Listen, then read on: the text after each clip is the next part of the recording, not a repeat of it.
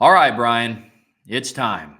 It is time for our way too early top 25. And like you said at the start of the show, you came up with this idea after we had seen a lot of other outlets put out their way too early top 25s. And the way that I looked at it, just being completely honest, is yeah, I want to take a crack at this. I want to be able to explain why I have some of my teams where they are. I looked at some and it's why do you have that team there? Why do you have that team there? We could have some of that discussion today, but I'm really excited to dive into this because we have some that are very similar. We have some rankings that are literally identical, and we have some that are pretty opposite. So it's going to be a really fun discussion today.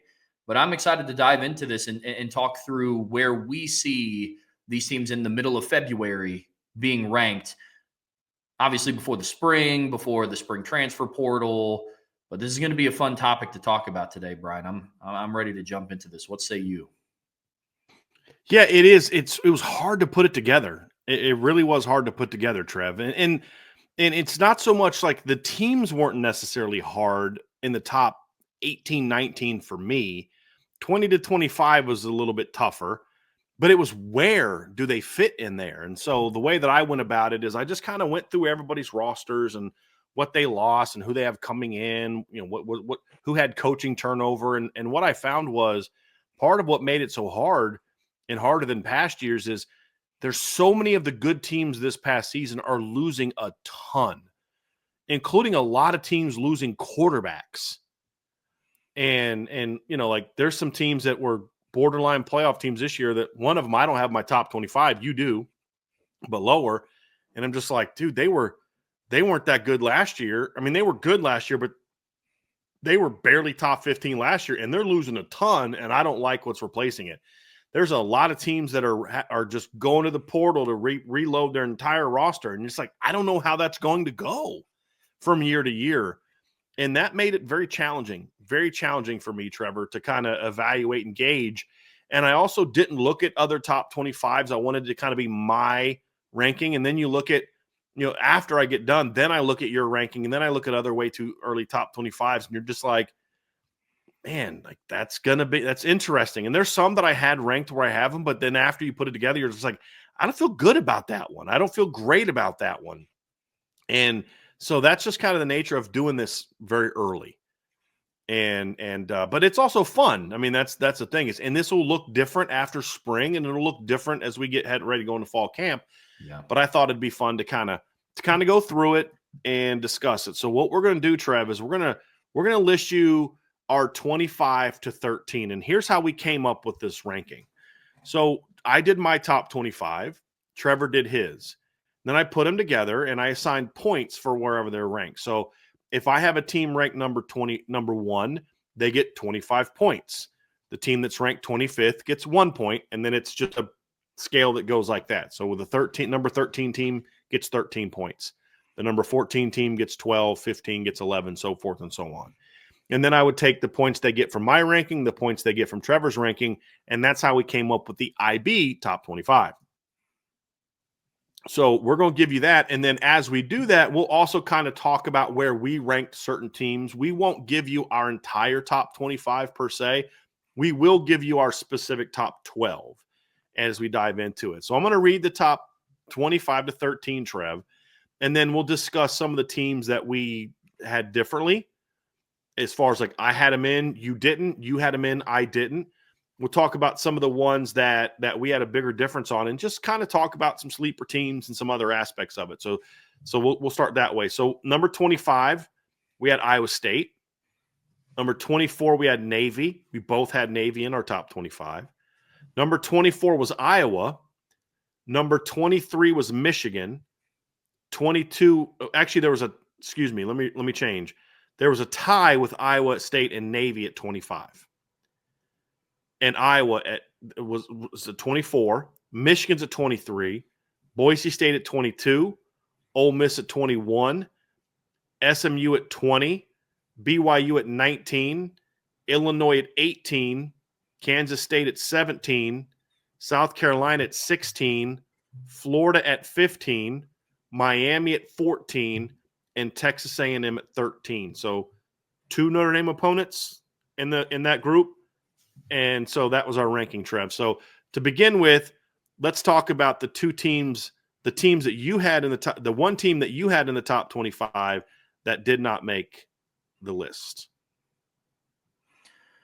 Okay, sorry, I get what you're saying. So for mine, a team that I had listed in my top 25 was.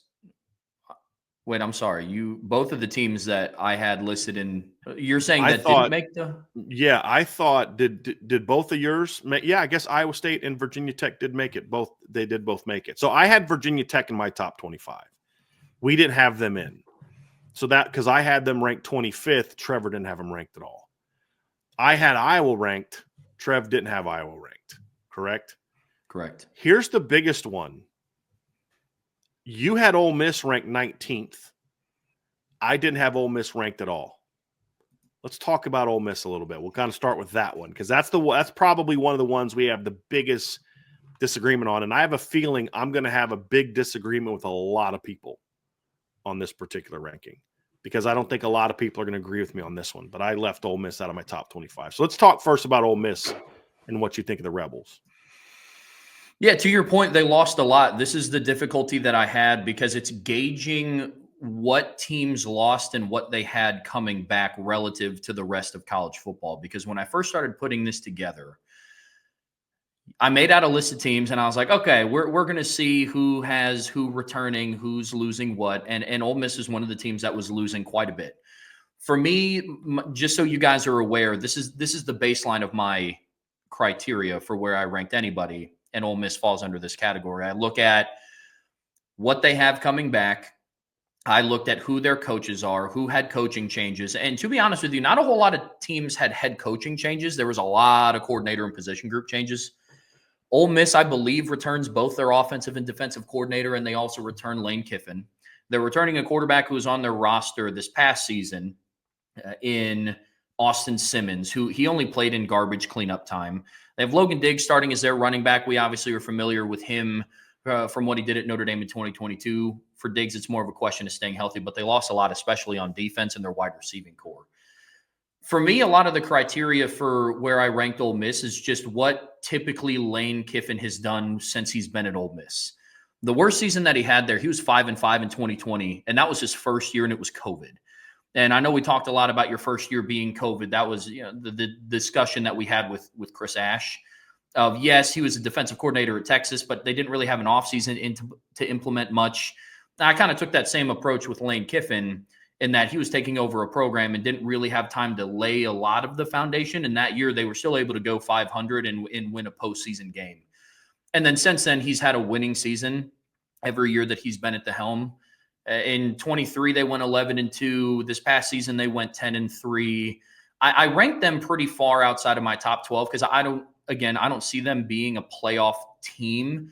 But relative to the other teams that I had in my rankings, I put them in my I wanted them to be fit somewhere in my 15 to 25 range, somewhere in there. And I slotted them in at 17th just based on who else was around them. When I say I trust Lane Kiffin in the sense that I don't think that they're going to come back and have a season that puts them outside of the top 25. I don't see them being a 7-6 team. I don't really even see them being an 8-4 team. I think they're going to be right around that in the regular season, that 9-3, 10 win again. I've seen a lot of other way too early top 25s. I put them at 9th, 10th, way too high in my opinion. So that's where I slotted them in at my 17th ranking. So that's the evaluation I had with my Ole Miss. This is a team, Trevor, that I don't think our debate is going to be unique. You just said you saw someone that had them in the top 10. I saw one that had them in the top 10 too. ESPN had them 25th. And I think there are a lot of people are having the same debate that we are. There's some people that just assume it's Lane Kiffin. He's gonna, he's gonna earn it. My counterpoint would be, well, not even counterpoint, because I'm not trying to turn it into a debate. I'm trying to explain why I have it my way, not why you're wrong, but this is why I see it the way that I see it. Totally. I don't have that same faith in Lane Kiffin. I mean, you talk about the first year, they went 5-5, and you're spot on. They went 10-3 the next year, ranked number 11th. And then what they do in 2022, they went 8-5. Yeah. And lost a bowl game and finished the year unranked. And I just don't see the same coach that others do. I think Lane Kiffin is a guy that's always been an up and down coach. And actually the ironic thing is the last 2 years is the first time he's ever had 2 good back-to-back seasons where he's had, 10 wins. He won 11 games in his first year at Florida Atlantic, went 5-7 the next year, went 10-3 the next year. USC was the same way. They went 8-5 his first year, jump up to 10-2 the next year, finished the year ranked 6th. What do they do the next year? They go 7-6, and then a year later he's getting fired. So he's always been a bit of this as a coach because I don't think he's the most mature guy in the world, and I think he struggles to really. How's he going to do handling a roster that's completely turned over? And when you look at what made Ole Miss so good this year, the majority of that is gone. And that's a big concern that I have when I look at their roster, Trevor, is they lose their quarterback. Now, the kid that's replaced them is not bad. Austin Simmons is a good football player. I mean, we saw him. Jackson Dart got injured on the first drive of the game against Georgia, got knocked out of the game. He came back after a series. He throws a pick, gets knocked out. Austin Simmons comes in the next drive and takes him right down the field for a touchdown against Georgia. So it's not like I'm like, this guy's terrible. He's a good quarterback, but he's a first-time starter. And he's going to be playing behind a team. And this is where it's the anti-Kenny Minchie, CJ Carr, Steve Angeli situation for Notre Dame, in that it's like, dude, you're plugging him in to a well-oiled machine. Just, we're going to let this thing roll with you. With Austin, the situation he's walking into is everybody's new. They had to go to the portal to get a lot of new guys to step into that lineup. They lost a lot of their starting lineup. I'm looking at it now. I believe they lost their centers gone. They got one starting Turner coming back on the offensive line. One, I think, is all there. There's only one returning starter. They lost their top 3 pass catchers. They lost their running back, which losing their running back's not a big problem. They lose a lot off their defense. They lose, Princely, who I'm not going to pronounce his name, the kid from Florida. They lost Walter Nolan, who was a big-time player. They lost almost their entire secondary is gone. Like, I don't have any clue how they're going to be. And so, yes, they brought in some talented players, but I just don't have enough faith that Lane Kiffin is going to be able to just redo his roster with a bunch of portal guys and keep this thing rolling. And I always get nervous about when, like last year, they brought in a bunch of portal guys, but there were some guys that had been there for a while. And so you're bringing them to an already established culture. I mean, Jackson Dart was a portal guy, but he'd been there for a while. He transferred after his freshman year. He left USC. So there was an established culture to a degree, and they still went 9-3 and lost to a 4-8 Kentucky team and lost to an unranked Florida team and blew a lead against LSU. They still went 9-3. And so I don't see this roster beating Georgia next year. So I just don't have that same faith in Lane Kiffin that some others do. I think that the turnover is just too great. And the schedule is such, because this isn't so much meant to be a predictor of how the season will turn out, but basically of where I think teams should be at the start. And everything that made Ole Miss a 10-3 team last year, it's gone. It's completely gone. And they're having to redo the whole thing. There's some talent there, but I look at it, I have a lot more faith in a lot of other teams and coaches that they're going to get there. And that's why I have Ole Miss completely out. Now, I did take some risks because there's some teams that I think are borderline. Like I had Virginia Tech in there. That's a pure projection. Pure projection. I think Virginia Tech had a lot of injuries this year, including their quarterback, that forced a lot of dudes onto the field. And it caused them to have a disappointing season. But I think it's going to benefit them next year because a lot of those guys got some experience. And so that's the reason about that is that reason right there.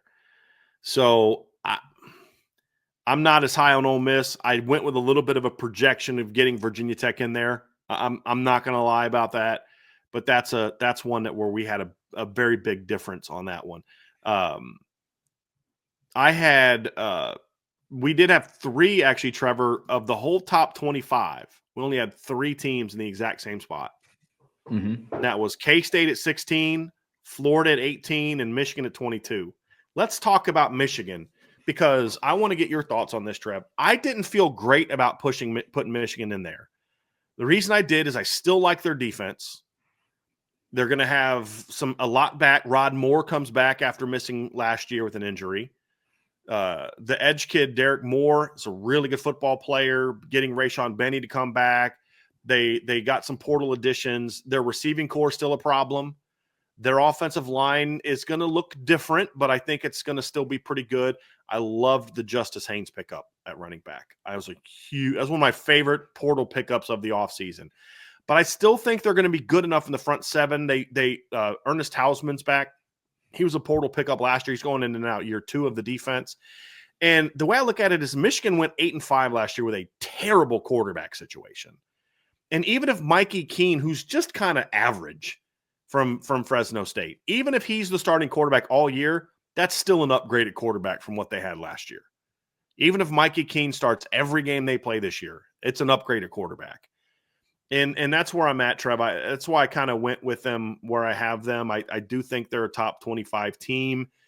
And I also fully expect Bryce Underwood to take over quarterback at some point in time. So I think their defense is going to be pretty good. Not elite like it was, but their offense is going to be, to me, slightly improved, even though they lost, Colston Loveland and some of their offensive linemen. I do think that they're a team that also had to play a lot of guys on the offensive line because of injury last year.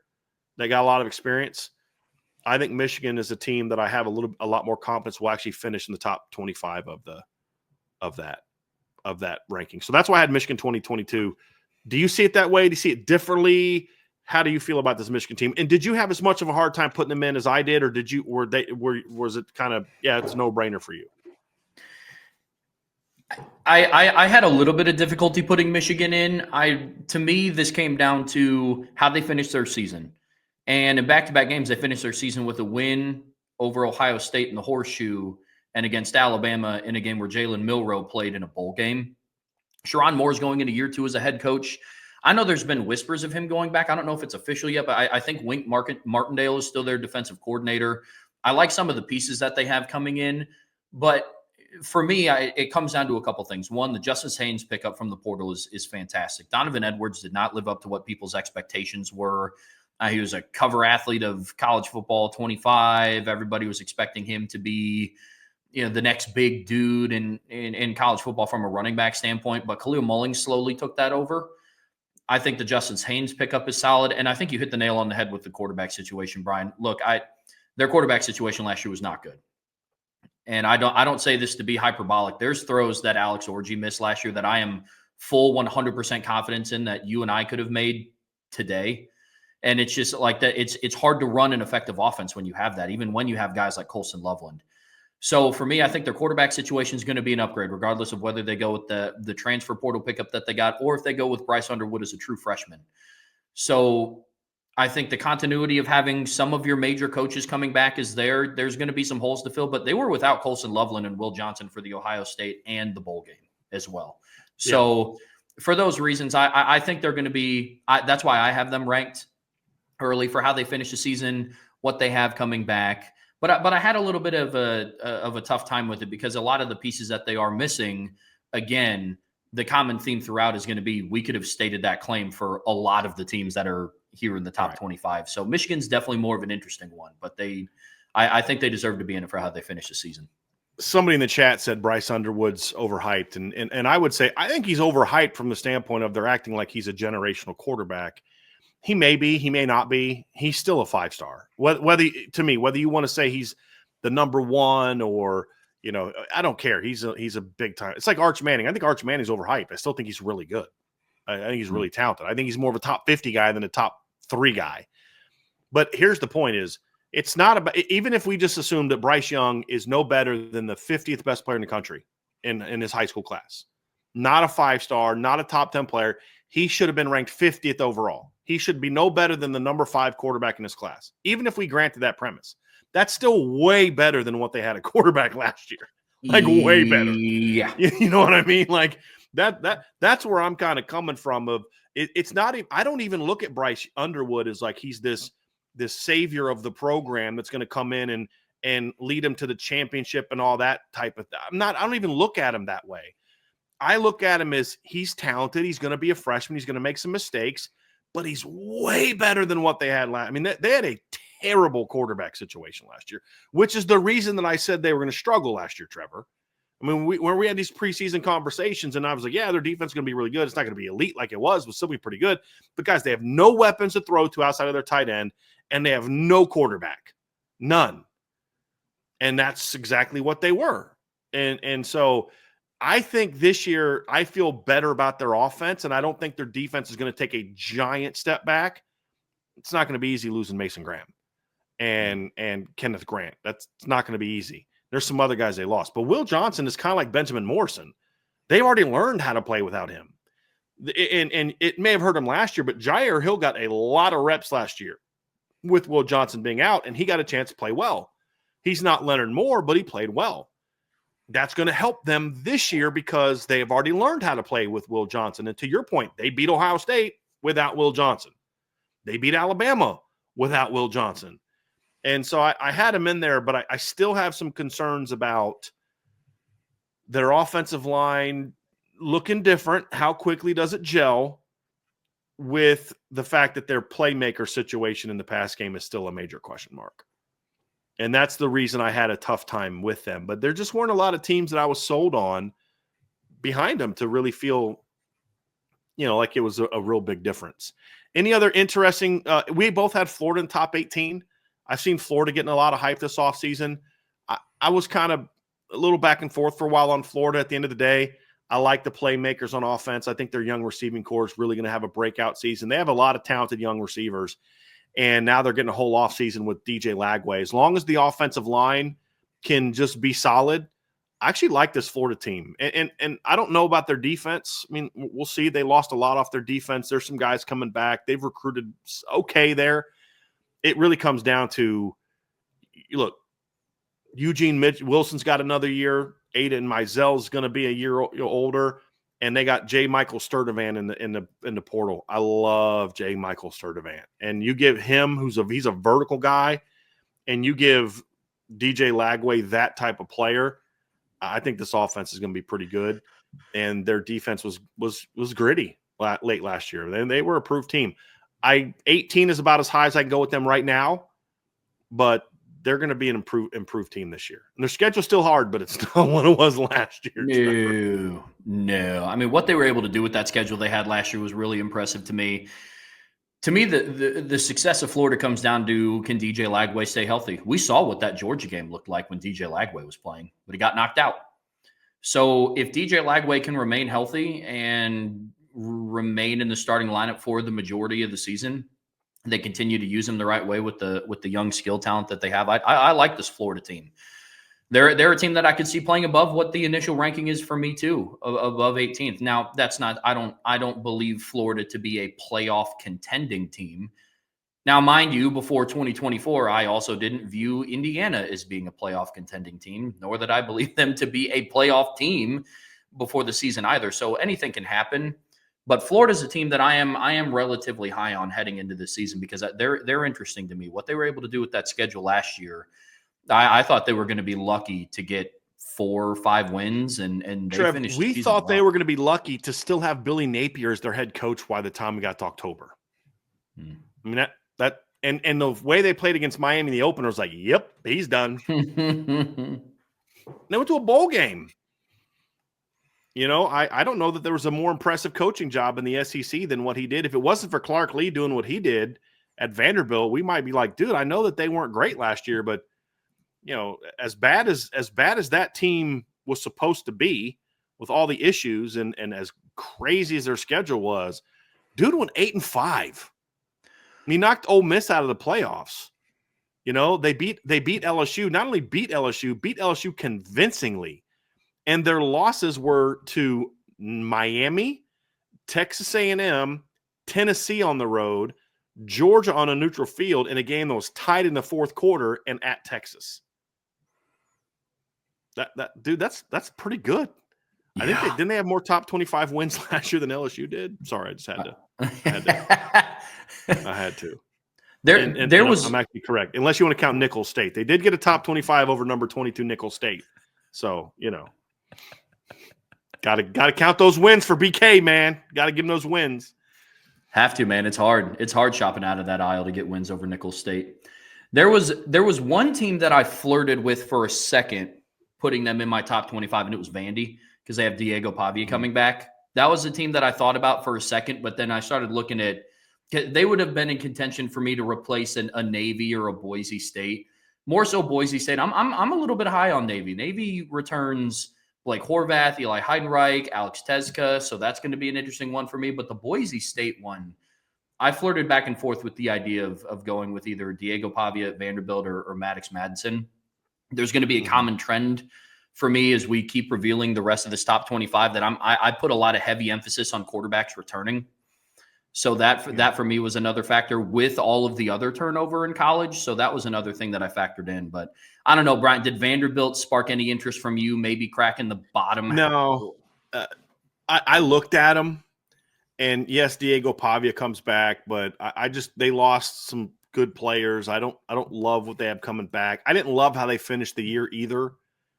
And kind of once people figured them out, they kind of got a sense of how to stop them. But and then you just kind of look at what they have coming back, and then what they added. I'm pulling up their portal class now. I just think they kind of everything went right for them this past year, and I think it's going to be hard for them to repeat that in any kind of meaningful manner. And the reality is they still only went 6-6 last year. Like we talk about all the the wins they had, and gosh, you're like, dude, this team beat Bama, where they led the entire game. They almost beat Missouri. They played Texas tough, but they also lost 4 of their last 5 regular season games. South Carolina, LSU, Tennessee, and you're like, they lost them to good teams. I get that, but they went 1-5 against ranked opponents. That's not what a top 25 team does. In my opinion, you got to win more than just that one game to be a top 25 team, especially with all their losing. Now, they did beat a team that I have in my top 25 who had the same exact record. I get that. But I just like the all-around package for them a little bit more. And look, they had some nice portal pickups, a couple nice portal pickups, but it just nothing that to me is necessarily moving the needle. That's just kind of how I look at Vanderbilt. So I'm just not as high on them as maybe I wanted to be. I really wanted to have them in my top 25 because, I really like Clark Lee as just a person. He was always so kind to me, and we were supposed to do a 30-minute interview. It's back when I was at BGI, and we do our coordinator interviews. And we were supposed to talk for 30 minutes, and so we sat down. We're talking for 30 minutes, and I was the last interview of the day, and so the SID comes in, and he's like, "Hey, and Coach Lee was like, no, we got a little bit longer." And then he eventually was like, "Hey, I need to run. We got to wrap this up." And he's like, "You go ahead and go. We're good." We sat there for almost 3 hours. We interviewed for 30, 45 minutes, and then we just talked ball the rest of the time. That's awesome. He didn't have to do that.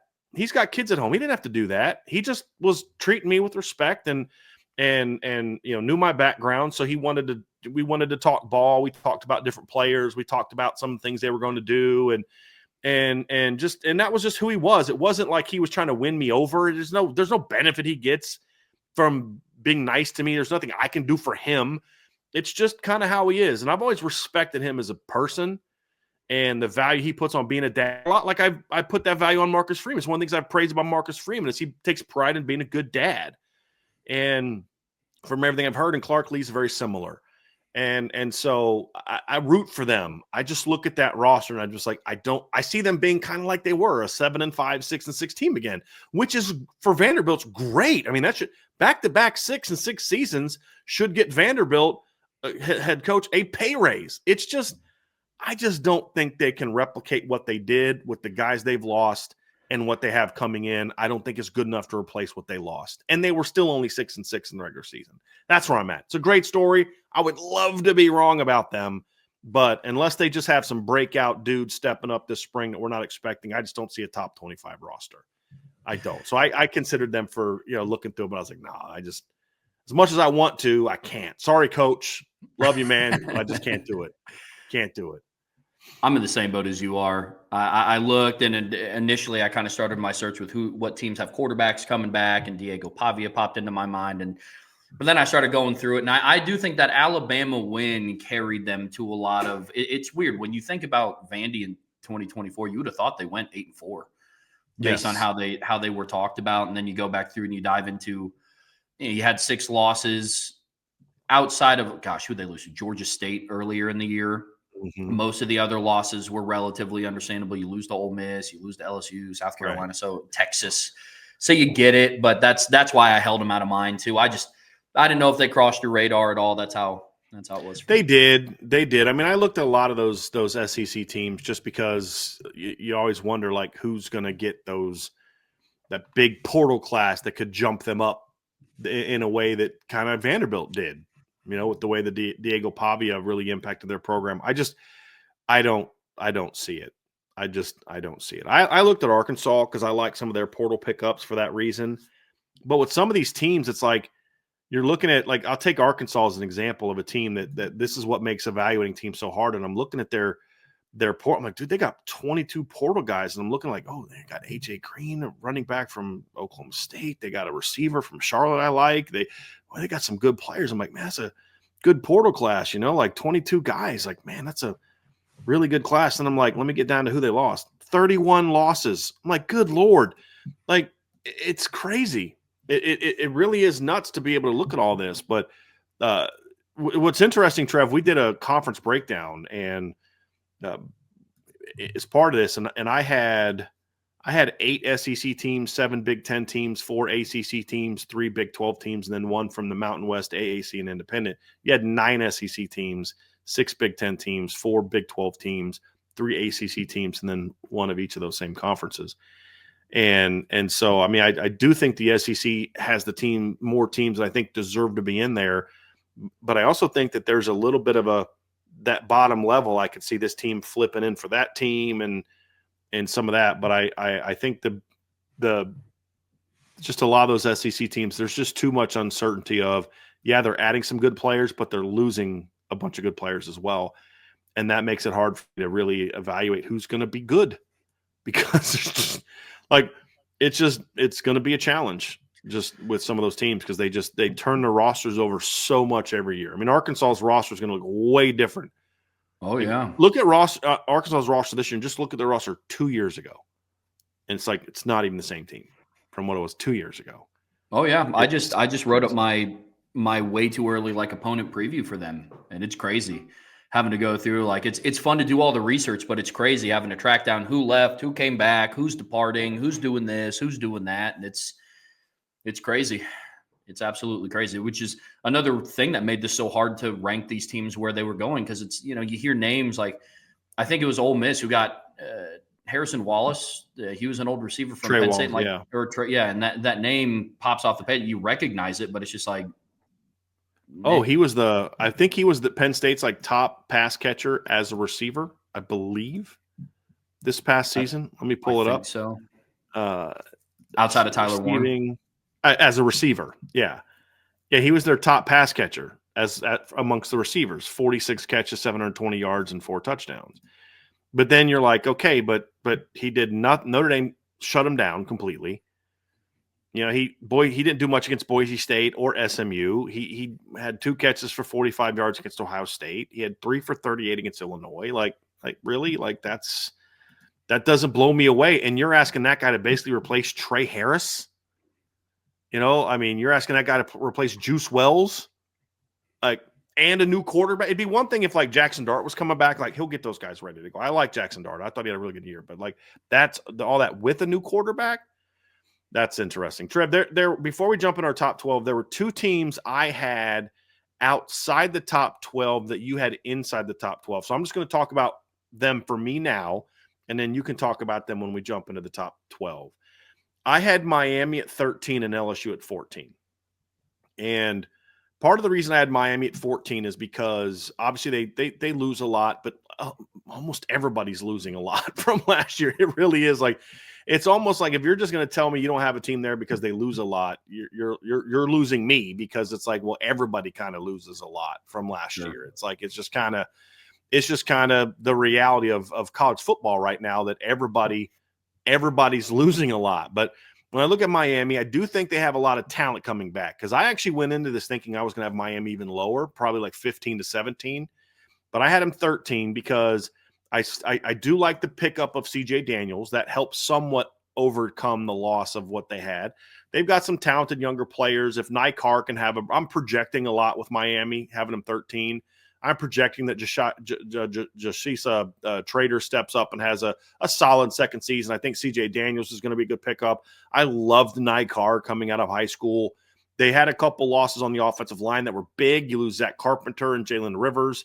But Malgoa's coming back. He's not going to be a junior. I think he takes a big step into like All-American status this season at right tackle.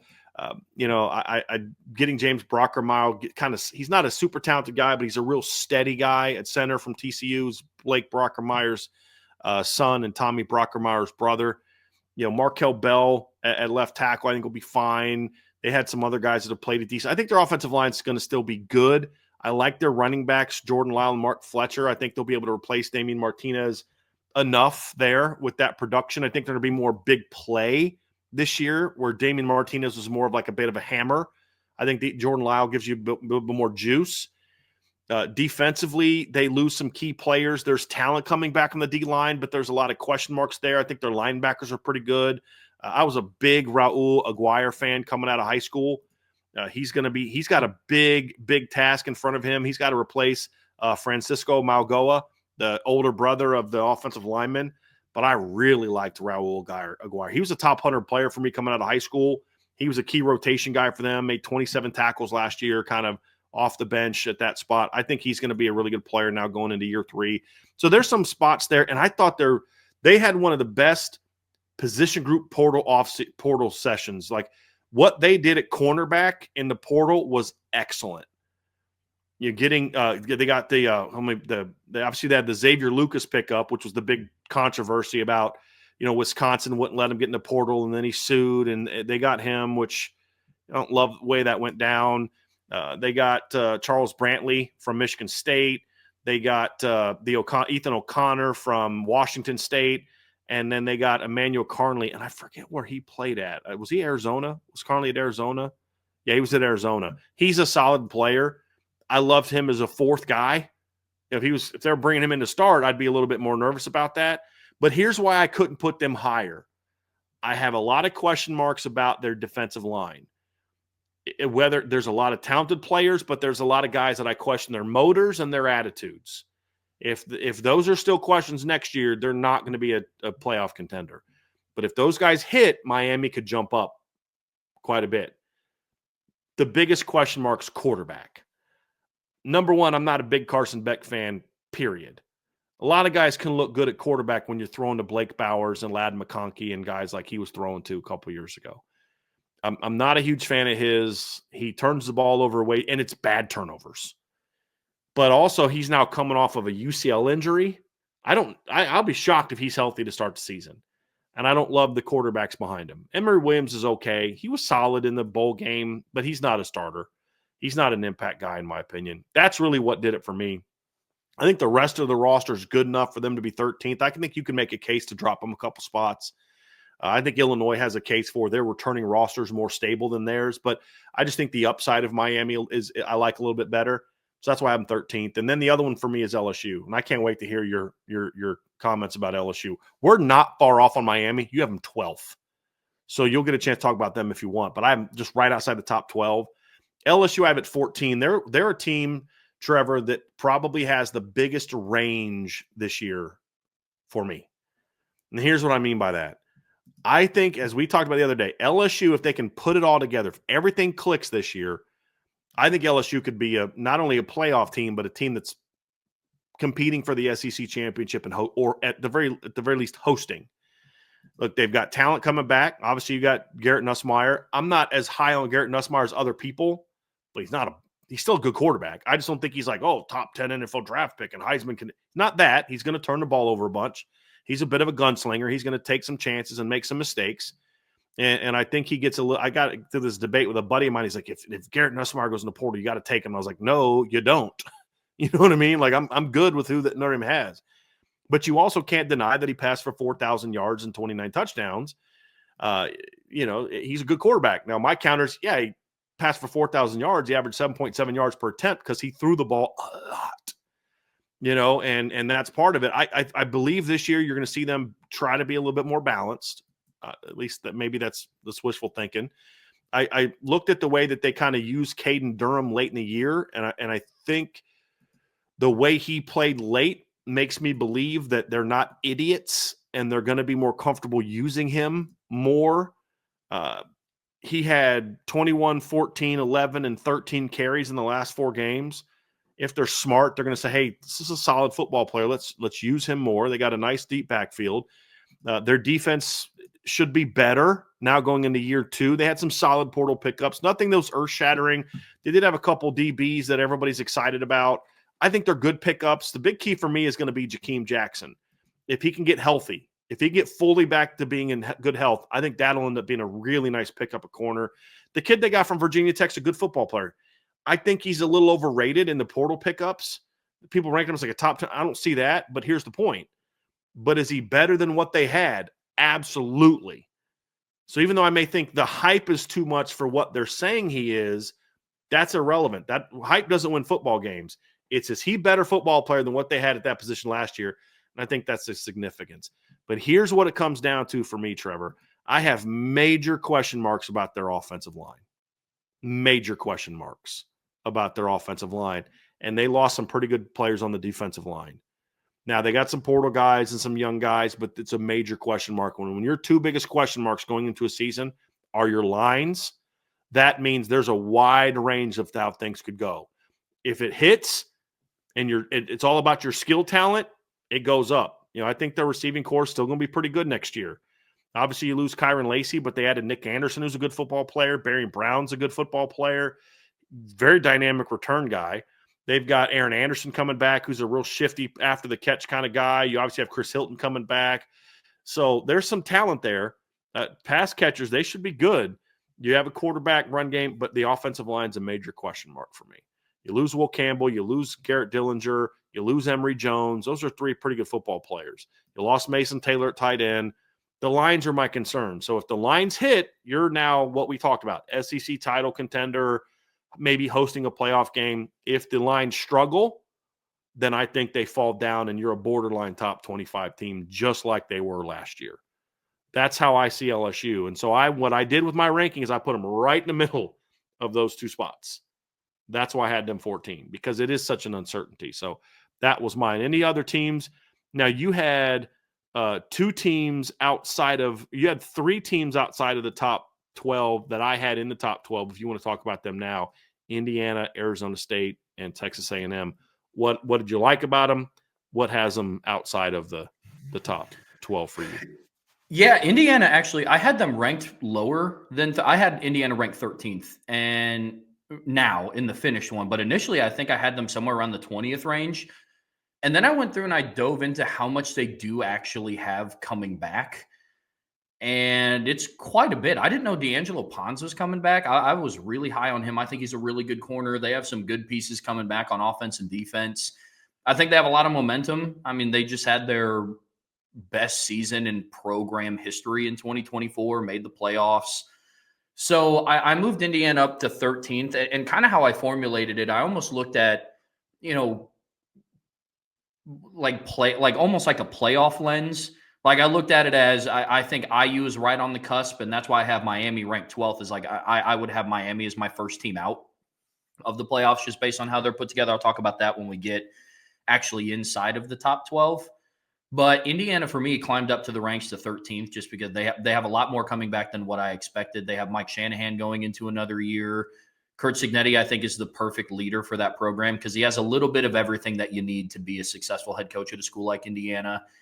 And then with Texas A&M, a lot of my questions come around Marcel Reed and what they have to replace along the defensive line. I mean, along the defensive line, you have to replace Shamar Turner, Shamar Stewart, and Nick Scorton. And that's a lot. That is a lot of production. And I view them a little bit kind of like how you talked about LSU's D-line of if it hits, this could still be a really good team. I wrote my preview on them, and they do have a lot coming back. I like some of their portal pickups. They have both of their running backs coming back, which is going to be huge. Le'Veon Moss and Amari Daniels. I'm not as high on the Concepcion pickup that they had in the portal as what some others might be. I think he's going to be a good quality piece, but I don't. There are some people that think they added him and it's going to take that offense over the top. No. I personally don't see it. I think there's still going to be more. And if Colin Klein can lean more into the run, because I think they have a good amount of offensive linemen coming back. I think it's 4 of their 5 starting offensive linemen come back. Yeah. And so if Colin all Klein 5 guys that come back have started games. Then okay. Not all of them were necessarily every game, but they all have started games. Okay. For sure, which is good. Yeah. So if Colin Klein is smart and leans more into being a run-first team with a mobile guy like Marcel Reed, both of your running backs coming back, I think this offense turns into a little bit of something with year 2 under Colin Klein. That could be fun, but for me, it's replacing those 3 big D linemen all up front. And it's not like they would rotate with each other. You're losing 3 of your 4 starting defensive linemen. So that's why I have them ranked a little lower. I also don't love their defensive coordinator. I think he's fine. But even with the talent that they had this past season, I think they had some letdown games, if I'm being 100% honest. I'm going to be honest. I think Jay Bateman's one of the worst D coordinators in D1. I have a little bit of a bias there, but, I mean, he's been terrible everywhere he's gone. He had that good stretch at Army, and everybody started hyping him up. There was people covering Notre Dame that were talking about how he should be the replacement for Clark Lee when he left. I was like, you guys are out of your effing minds. Or maybe it was when Elko left. I forget the when it was like, you're out of your minds. But, yeah, I think he's terrible. He's terrible. Mike Elko is going to have to take more control of that defense, in my opinion. I agree completely. The last one for me was Arizona State that you had inside of your top 12. I have Arizona State ranked at 14th. There's a little bit – I like who they have coming back. I know they have that receiver that's coming back that missed the postseason. His name is escaping me. Jordan Tyson. Thank you. And their quarterback's coming back. Sam Levitt's coming back. He should take a next step. He showed me a little bit of something in the postseason. Honestly, I didn't know how much they were going to trust a redshirt freshman quarterback in big moments, and I thought he played pretty well in the postseason, to be honest with you. For me, this kind of came, and it's a little bit more projecting, but in the other way, I don't know how much of Arizona State's season was just the Cinderella story-esque and how much of it was, okay, this is a good football team. For me, I look at it somewhere in the middle, which is why I still wanted to rank them inside of my top 15. But Cam Sagadabu's gone. And from the sample size that I've seen, that was their entire offense with a little bit of Sam Levitt sprinkled in. And so I don't know what that's once Tyson went out, 100% that he was their entire offense. Yeah. So that's going to be a little bit of it for me. I mean, everybody talks about, they won the Big 12 and they did this. It's like, look, I mean, as of November 4th, they weren't even sniffing the conference championship, let alone the title game. That's so crazy. Right. So I mean, everybody nuts. was gearing up for Kansas State versus BYU in the Big 12 championship, and then the wheels completely fell off. And then it was Iowa State and Arizona State. And so for me, I said definitely deserve to be inside somewhere in the top 15. I don't have them as a playoff team yet because for me, I just have to see it this season that it wasn't the magical Cinderella story. It wasn't Mel Tucker at Michigan State in 21 or Florida State and yeah, exactly. That's fair. That's what I had to see. I love Kenny Dillingham. I love the job that he did, but again, it's the same question that I had with Marcus Freeman is, okay, you're a young coach. It's exciting. You did a lot of exciting things. How is this going to look in year 2? Can you take that next step? Or are you going to continue riding look what we did when we were predicted to finish last in the Big 12. What do you do when you don't have that chip on your shoulder and now you're one of the favorites to win the conference? So, but they still deserve to be ranked in the top 15, but they're going to be a fun team to watch this year. That's no doubt. The Big 12 in general is going to be another league this year that's just going to be fun to watch them just absolutely kill each other in October and November. It really is. It's wild. Somebody just said against Texas, it was a lot of Sam Levitt and Cam Scatabo hero ball. And I was like, exactly right. But they were also missing the 1,000-yard receiver. And how would that have looked if he played? We don't know. It's going to be interesting. Trev, any other top 13 to 25 notes or teams that you found interesting? I did think it was interesting. We both had Kansas State at 16. I actually think Kansas State could be the team that there's still some holes. How are they going to replace DJ Giddens? There's a couple other things in there. I mean, Dylan Edwards is a great dynamic playmaker. He's not DJ Giddens. He's not an every down back. Who steps into that role? Can Avery Johnson take another step up? I could see K-State being a team that ascends and has a really good year in the Big 12. Not quite TCU a couple years ago, but close. There's one other team I actually had outside the top 12 that you have in the top 12 that a lot of other people have in the top 12, and that's South Carolina. I forgot about that. And I'll be honest, there's a lot of hype about South Carolina this offseason. And I get it. They're going to have a talented roster. They went 9-3 last year. People don't care about what happened in the bowl game. I'm totally fine. I understand that. But I just look at the South Carolina team, Trevor, and I just still see a team that I don't think is quite as good as their record showed. They had some wins last year that were good wins, but I thought they were kind of ugly wins also. You know, the win over Missouri was a good win, but an ugly win. Missouri is really struggling. Clemson pissed away that game against them, in my opinion. They showed me some physicality. I like that. But they're also a team that is kind of turning their roster over a little bit in some key areas, and I'm just curious how it's going to go. They're for me, like you were talking about Arizona State. Are they that good? And now they've had better years than Arizona State. They're not coming off a 3-9 year. But, sure. You know, they've never been what they were last year. So the question is this just Shane Beamer taking them to another level, or do they just have that year where everything went right? I think South Carolina is one of those teams that greatly benefited it from it being a down year in the SEC. And so they were able to kind of go out there and maybe play a little bit of above their skis. You know, they're coming off of a 5-7 season, had a really nice bounce back. I think they're just more of like what they were in 2022 than what they were last year. And the funny thing is the 9-3 could have been even more impressive if Lenore Sellers doesn't get hurt against LSU. They might be 10-2 and in a playoff.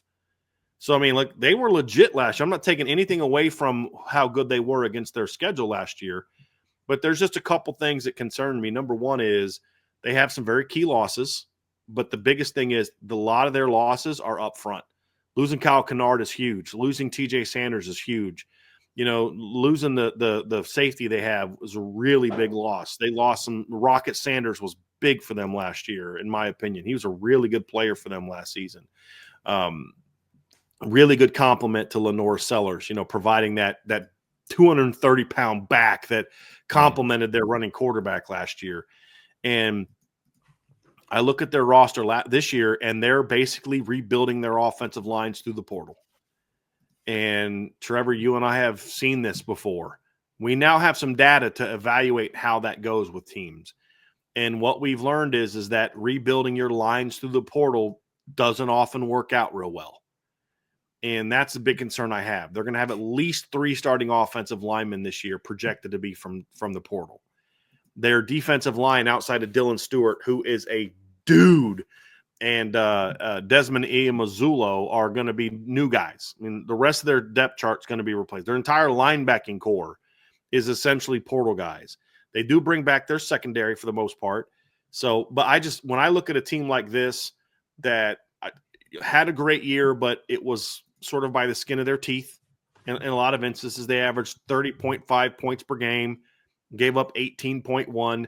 That's not really the kind of statistics you expect to see from a team that was 9-3 and contending for a playoff berth. I just think some of that was a little bit of smoke and mirrors. I just do. And benefiting from it being a down year in the SEC. But I think a lot of the teams that were down last year are going to be better this year. And there's some teams that I expect to kind of take some steps up this season. So I'm not as high on South Carolina. I do like them as a top 25 team. Don't get me wrong. They're not going to go back to being 5-7, but I just think the 9-3 is kind of where they are. But this year's 9-3 won't look as good as last year's 9-3. 8-4, 9-3, and that's why I have them at 19. If they finish in the top 10, I'll be a little surprised. And I also question the volatility of their head coach. It's very hard to be consistent when you have a head coach who's not consistent. That's just where I'm at. That's where I'm at. Before we move on to the top 12, Trevor, I did want to ask you, did you at all consider USC? Somebody just mentioned that in the chat. I thought I did for like 2 minutes, and I was like, that's not a good roster. That's for a team that's been 8-5, 7-6 the last 2 years. This is going to be the worst roster of the last two. Like this roster. Now, that could end up being a good thing because it's less attitude and less egos and stuff like that. Maybe they can bring it all together. I could see that where they just kind of galvanize. They've got a quarterback that can make plays with his legs. That maybe it's like the me guys are all gone now. Now you've actually got guys that want to play with each other. That's the only hope they have. But when I look at that roster, I'm like, dude, that's not even close to being as good of a roster as they had the last 2 years when they went 15-14. Or no, was it 15-12? Right? No, they went 7-6 and 8-5. So 15-13. 15-13, right? You said they went 7-6 and 8-5? Correct. Yeah, so they'd be 15-11. 15-11. Okay. Yeah. That's not good. I'm in the same boat as you are. I thought about, put it this way, I thought about Vanderbilt a little bit harder than I thought about USC, if I'm just being 100% honest. Like, and that's I thought about Memphis a little harder than I did about USC. I'm not gonna lie to you. I did. I did. Yeah. And look, their roster is a huge, huge question mark. And I know that there's holes that you can poke in every single one of the teams that we have ranked here. And that obviously so. Yeah. It's been a really good conversation up to this point. But I look at USC's, and outside of Jaden Maeva, it's just a bunch of holes. And even with Jaden Maeva, he played well against Notre Dame. He didn't look like what he did against Notre Dame in the bowl game. So Notre Dame made him look better than he is, in my opinion, because they did not play well. Because he didn't play like that against anybody else. It's like Tate Forcier. Just because a guy played well in one game doesn't mean that's who he's going to be. Yeah. Gosh, that's a name I haven't heard in forever. Yeah. Yeah. Him and Sam McGuffey. Goodness gracious. Oh. Oh, man. Oh, look, my goodness. You and I are in the same boat with USC, man. I couldn't pull the trigger on them. I don't believe in their roster. I have questions about Lincoln Riley as a head coach. He's regressed every single year that he's been at USC. I mean, if you're going to go 11-2 in one season with Caleb Williams, you have the returning Heisman winner coming back, and that year you go 8-5, and then the following year you go 7-6. I don't magically see them jumping back inside of the top 25 to start the season and being a 9-3, 10-2 team. Now, I will say their schedule is favorable for setting them back up, but I mean, you honestly could have made that argument this past season too, and they lost 6 times. So, I mean, mind you, they also went 2-0 against the SEC last year. So I also don't really know where this team stands, but I didn't put a whole lot of thought into USC.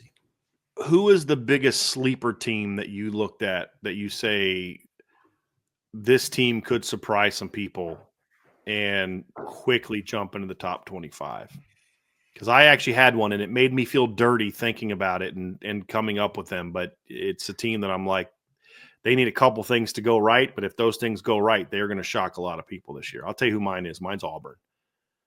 And they had a very weird offseason. They lost some dudes.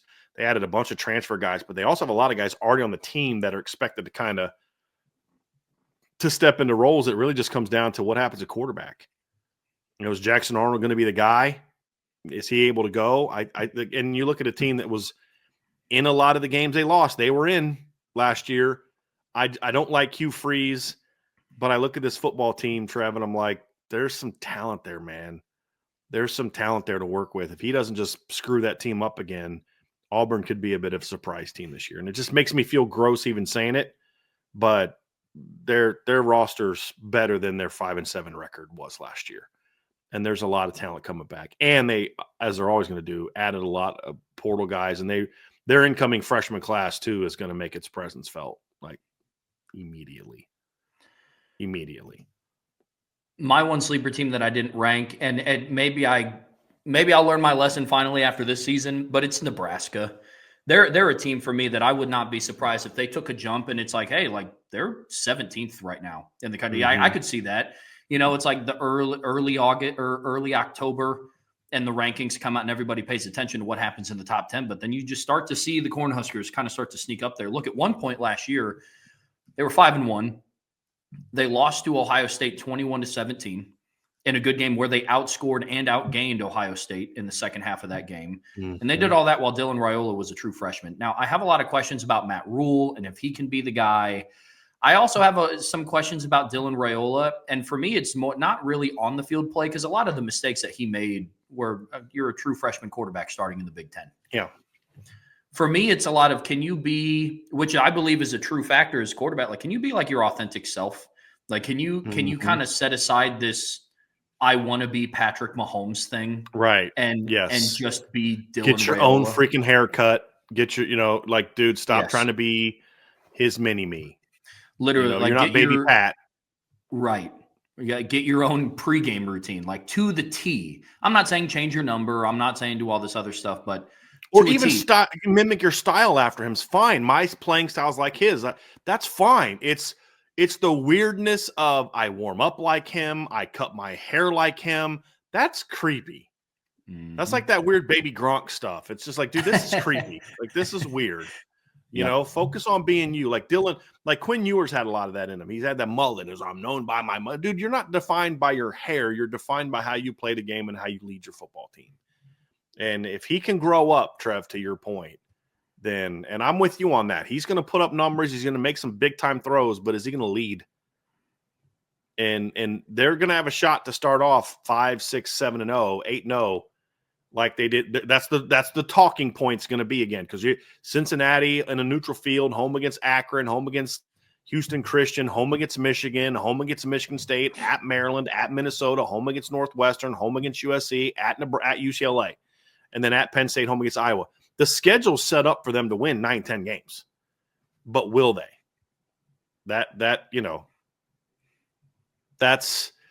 I'm with you. I had the same thought because I actually really like their portal pickup. I do too. Their portal class too, Trev. I do. You got Isaiah Hunter from Cal. You got Dane Key from Kentucky. You got Elijah Pritchett transferring in from the offensive line. He's not good. Like, he's not that good, but he's better than what they had.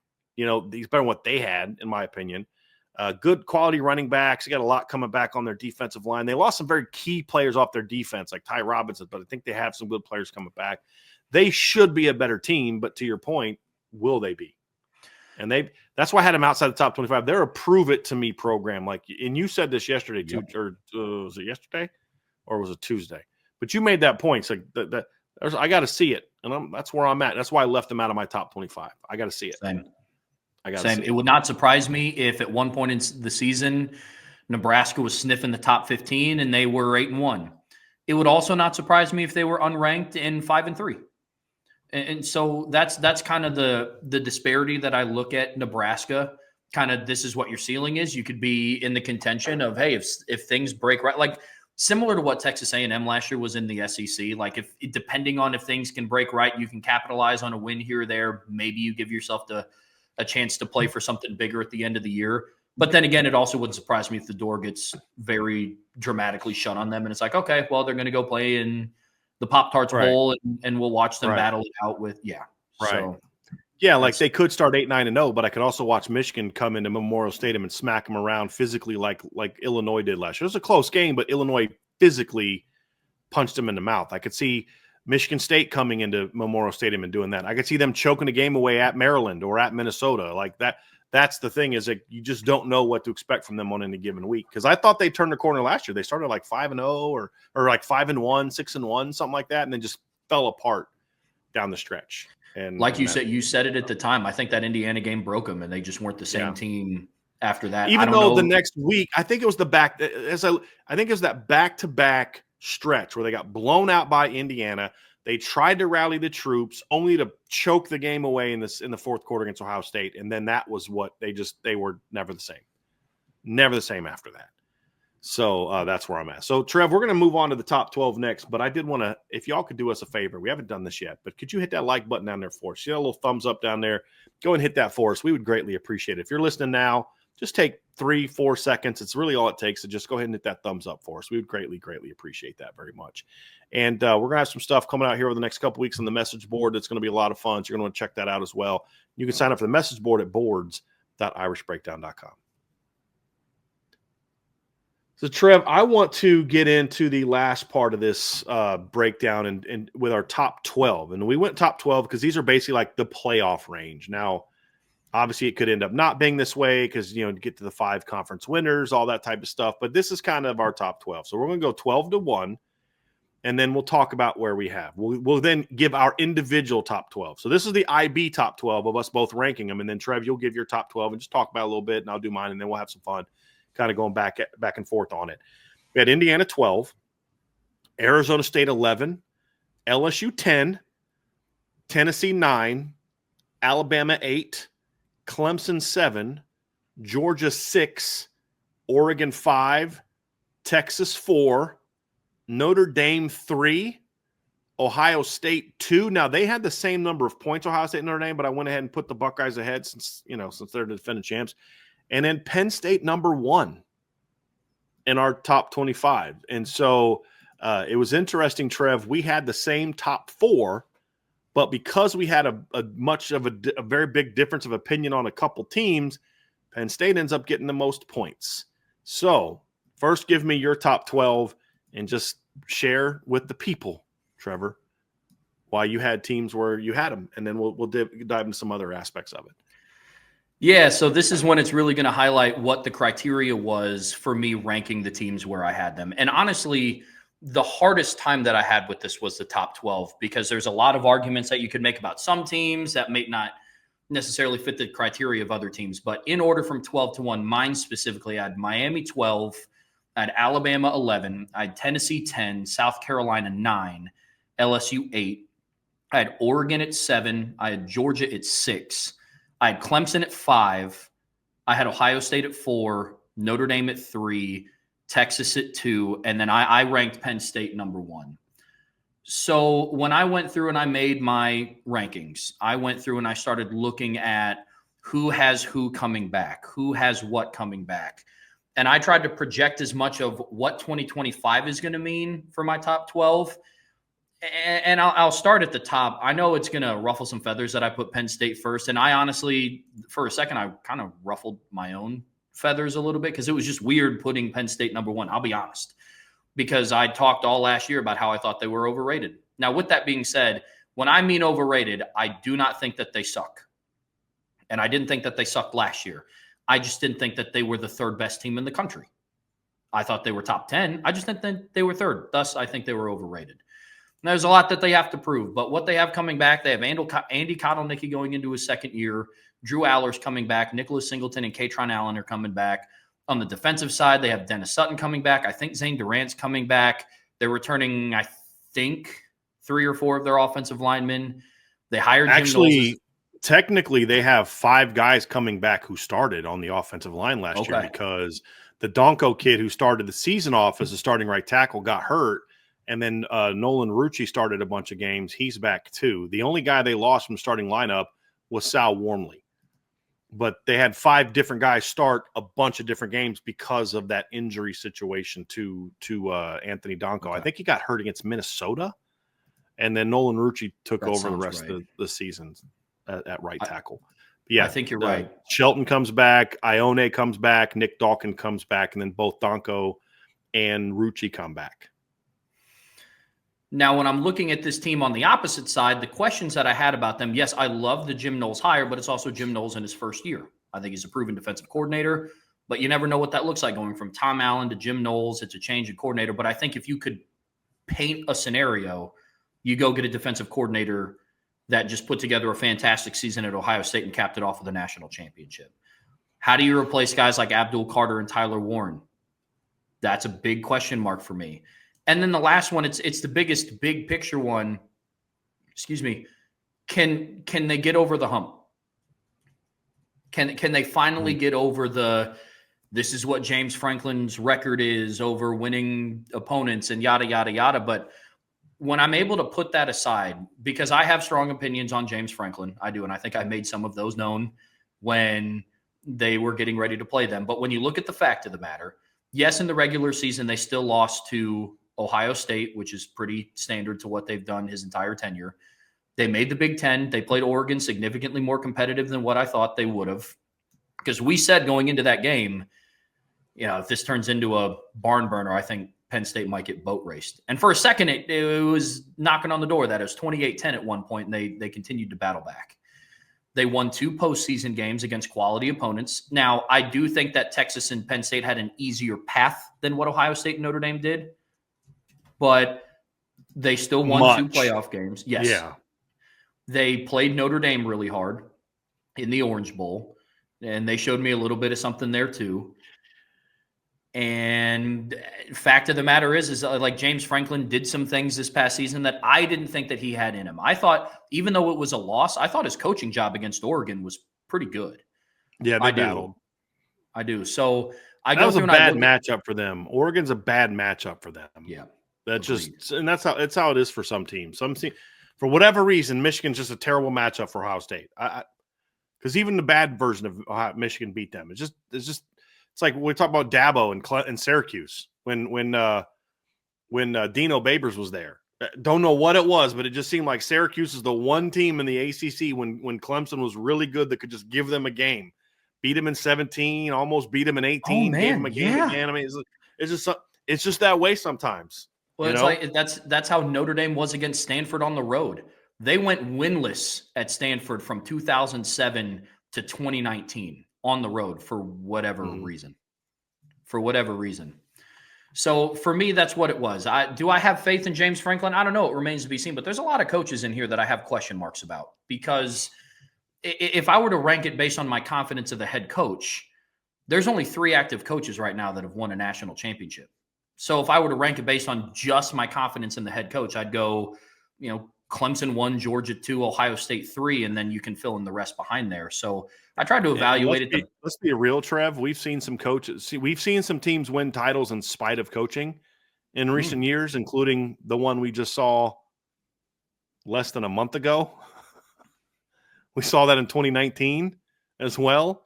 It wouldn't be unheard of to see a team win a title in spite of the head coach. When you're experienced and you're that talented, sometimes that can happen. That can happen. Yep. So and that's what it would be for Penn State. That's what it would be. Yes. Yeah. I mean, relying on, look, I mean, you could have the same conversation. I love Marcus Freeman. Let me put this disclaimer out there, but there's a reason why you had Mike Denbrock and Al Golden, 2 very experienced, very veteran guys. Ryan Day, I don't believe that some of the turnaround that you saw on offense and defense was because of Ryan Day. It was. Go ahead. I'm sorry, Trev. Go ahead. No, you're good. It's because, to me, I think a lot of it was Chip Kelly and Jim Knowles in his 3rd season. I think they had equal roles. I don't think that it was. I don't think it was Ryan Day sitting down and telling his entire team, "Hey, this is what we're going to do moving forward." I think he relied a lot on his coordinators, and I think that's what James Franklin can do this season.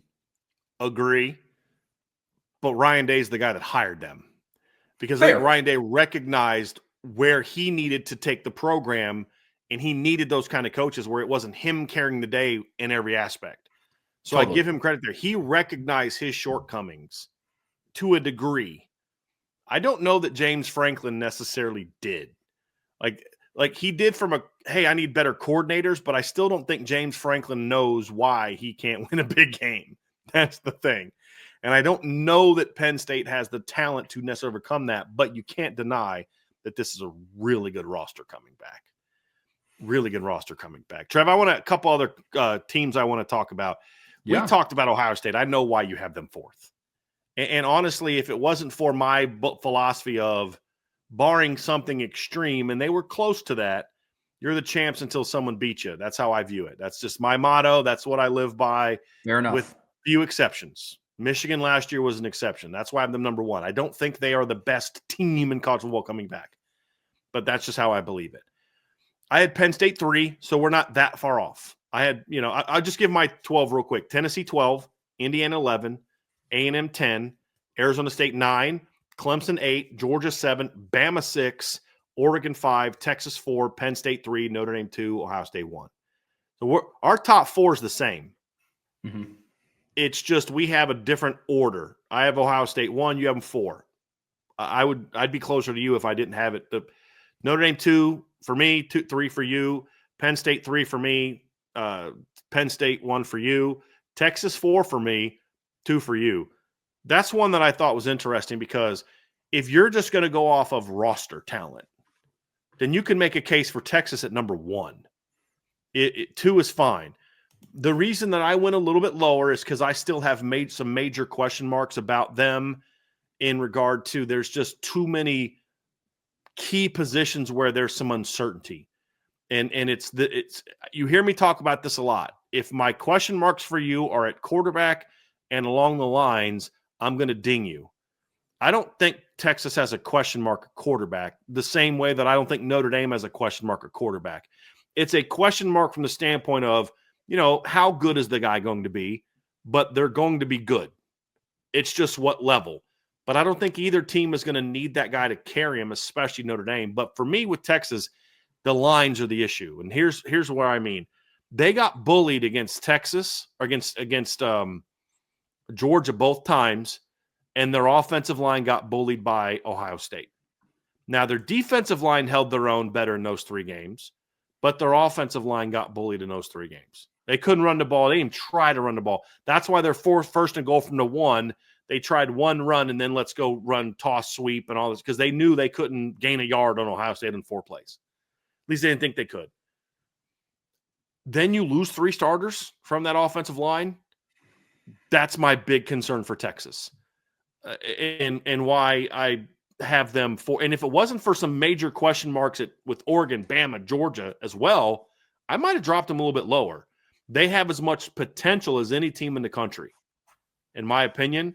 But I have some of those big question marks. But I had the same debate I think you did, which is, but the talent, just take all the context out. The talent is exceptional. Is that why you had them number 2?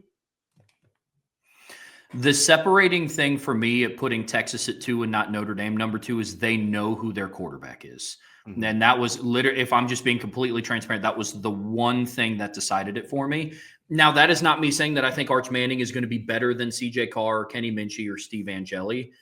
It's just now that them going into spring is a different outlook than what Notre Dame has going into the spring.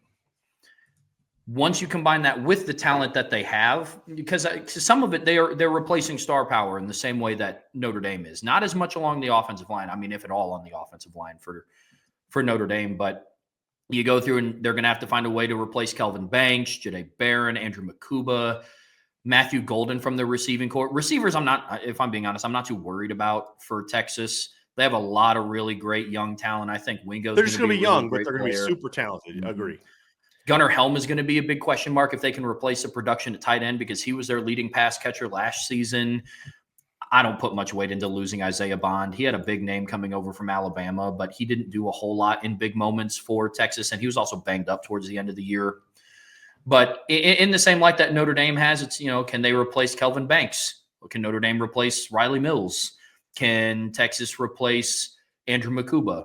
Can Notre Dame replace Xavier Watts? I think both teams can in the same light, but then the separating factor for me was, okay,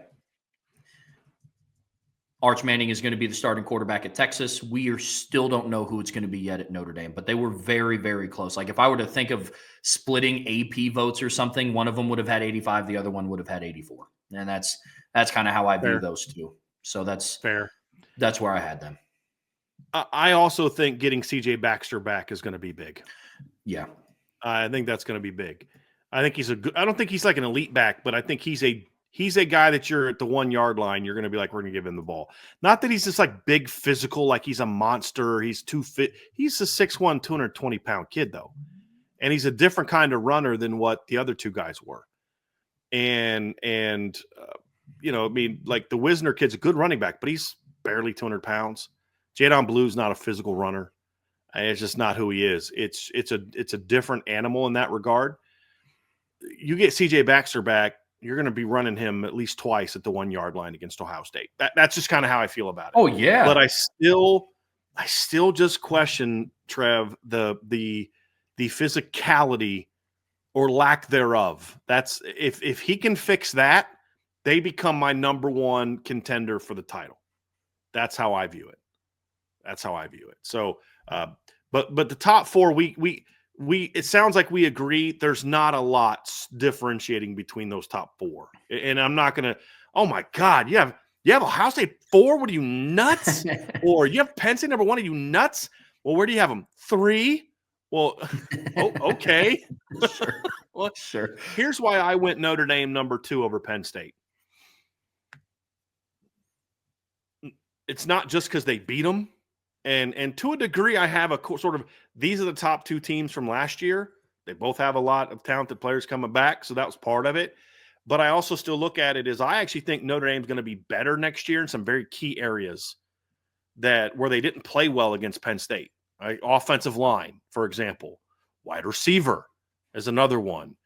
And I don't think they're going to take a step back in some of those other areas. I think Notre Dame's defensive line is going to be a better runs defending unit next year.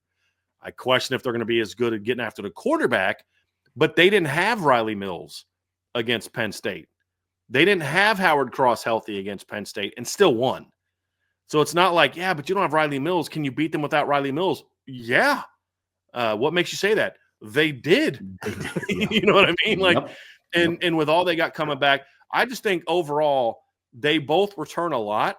I think Notre Dame's talent is higher level when I look at it. I think Notre Dame's got more talent at receiver. I think Notre Dame's receivers were better than Penn State's last year. And we saw that. I mean, Jaden Greathouse had more catches on third down than 3 times than their receivers had. Actually, didn't calculate because they had none. Like the only time their receivers catch the ball was on a lateral. I mean, Christian Gray had more catches than their receivers in that game. So, I just kind of look at it that way. Quarterback, yeah, they've got a good quarterback. I think Drew Aller's better than people give him credit for, but I don't know that he's a championship caliber quarterback. It's a good quarterback. But as he showed last year against Ohio State, Notre Dame, can he really be that guy when the game's on the line? We don't know that. Their running back is loaded. Notre Dame can match them. Not many people can.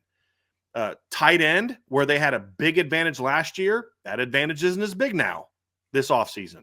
I like Notre Dame's linebackers better than their linebackers. I like Notre Dame's corners better than their corners. I like their safeties are more proven than Notre Dame safeties to a degree because they've had a lot of guys. Zakee Wheatley played a lot of football this year. Dewan Lane's only a safety. There's some other rotation guys. King Mack is actually – did you know King Mack is transferring back to Penn State? No. He signed with them as a freshman. He transferred to Alabama, and I guess he had some buyer's remorse, and he came back to Penn State this offseason.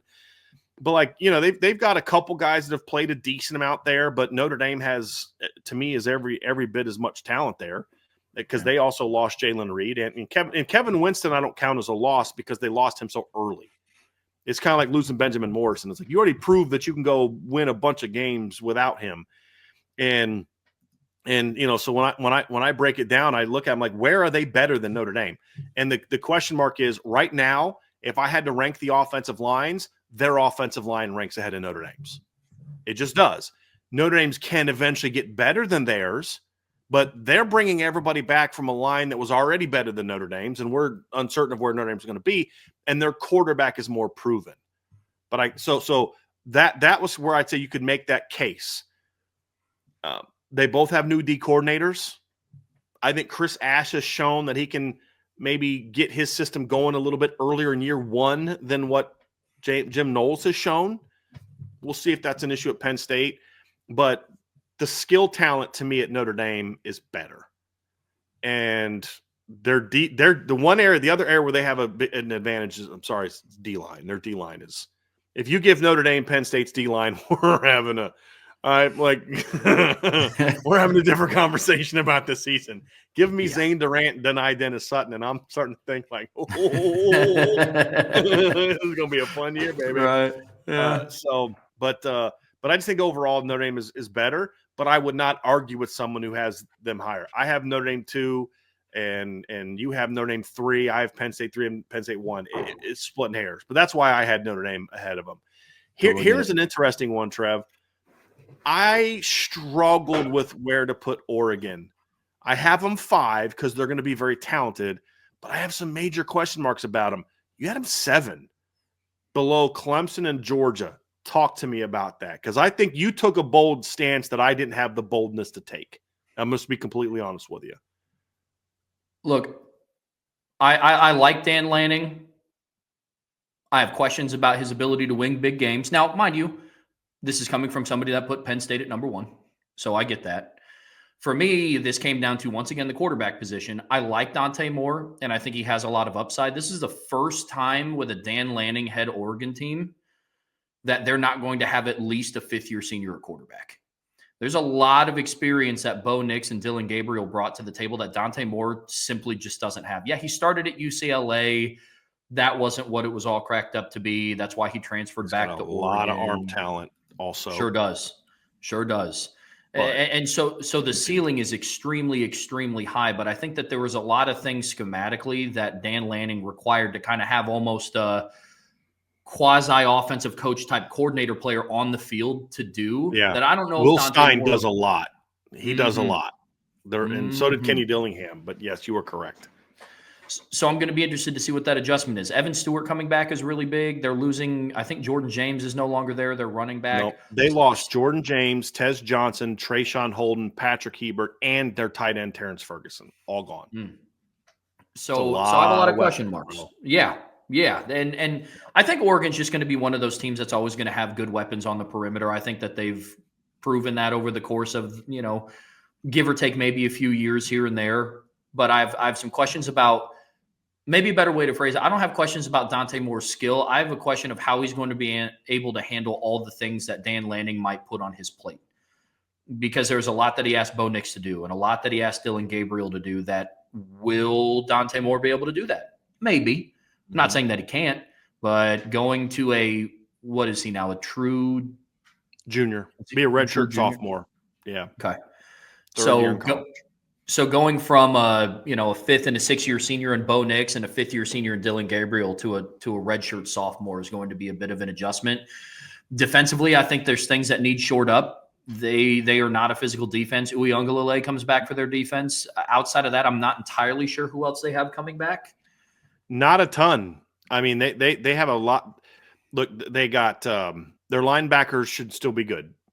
The Tuioti kid is back. He started. It's a linebacker, but it's kind of like a viper-ish type of role for them.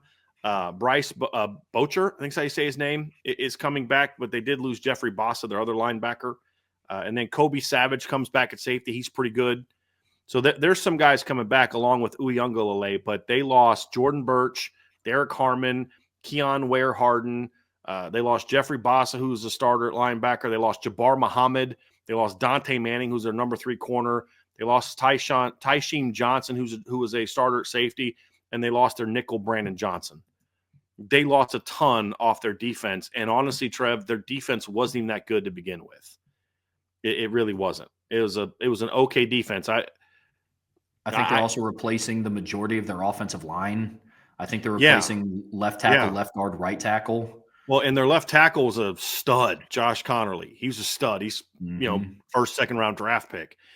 They lost both guards and their starting right tackle. They lost 4. Now there are a couple guys coming back that have started a decent amount of games, and like they're replacing one of them with Emmanuel Pregnon, who's a good player from USC. Isaiah World is transferring in at left tackle. He's a big kid, 6'8", 310 from Nevada. He's got some talent, some ability. Alex Harkey transfers in. He's a right tackle. They're not going to be as good up front. And honestly, Trev, for me, that was my red flag. That's where I wish I would have had the boldness to put them lower. I have major question marks. I have Oregon 5th. I could see them taking a big step back. I think there's this assumption that Dan Lanning's going to do that. He inherited a pretty darn good situation at Oregon. Mm-hmm. And they've done a lot, and he lost a lot this offseason. And it's not the skill players. I mean, look, losing Trayshawn Holden is big, Tez Johnson, Jordan James. They got the kid transferred in from Tulane who rushed for a bunch of yards last year. They'll be fine at running back. Jeremiah McClellan is a good player, not a great player. He's a teammate of Jeremiah Love. Evan Stewart, stud. Justice Lowe is a good player. Jurion Dickey hasn't done a whole lot yet, but he's a guy that's got some ability. I mean, there's some players there. Tight end, Kenyon Sadiq is going to be a good player. They got Jamari Johnson transferred in. They'll have good skill players. My biggest issue for them is on offense is their line. And that's the thing that helped them a lot last year. They had a really good offensive line, but there was a lot of times even last year that Dylan Gabriel had to bail them out with different things that were going on. And you're not going to have that with Dante Moore, because not only is he young and new and inexperienced, but what's around him is largely new to that system. And that's a major question mark for me on the offensive line. And then defensively, like, look, this is why I say numbers can be misleading. Illinois last year gave up 19.4 points per game. But I would argue they played, let's see, 1, 2, 3, 4, 5 really good teams all year. Boise State, Ohio State, Illinois, Penn State, Ohio State. Would you say that's fair? 5 games, 4 teams, 5 games. I think you could maybe throw Washington in there. I didn't think Washington was that good. I didn't think Michigan was that good. They gave up 34 points to Boise State, 31 points to Ohio State in the regular season, 37 points to Penn State. They gave up 41 points to Ohio State. The only game where they held a team in check that was a really good team was Illinois, who was good because of their defense, not because of their offense. And 34, so they played 3 playoff teams last year. They gave up 34, 31, 37, and 41 points against those 3 teams because they played Ohio State twice. That to me is more who they are defensively. And now you don't have Jordan Burch, you don't have Derek Harmon, you don't have Jeffrey Bossy, you don't have Jabbar Muhammad, you don't have Dante Manning, you don't have Brandon Johnson, you don't have Keon Ware-Hudson, you don't have Jamari Caldwell. And you're going to ask to replace Derek Harmon with Bear Alexander? Really?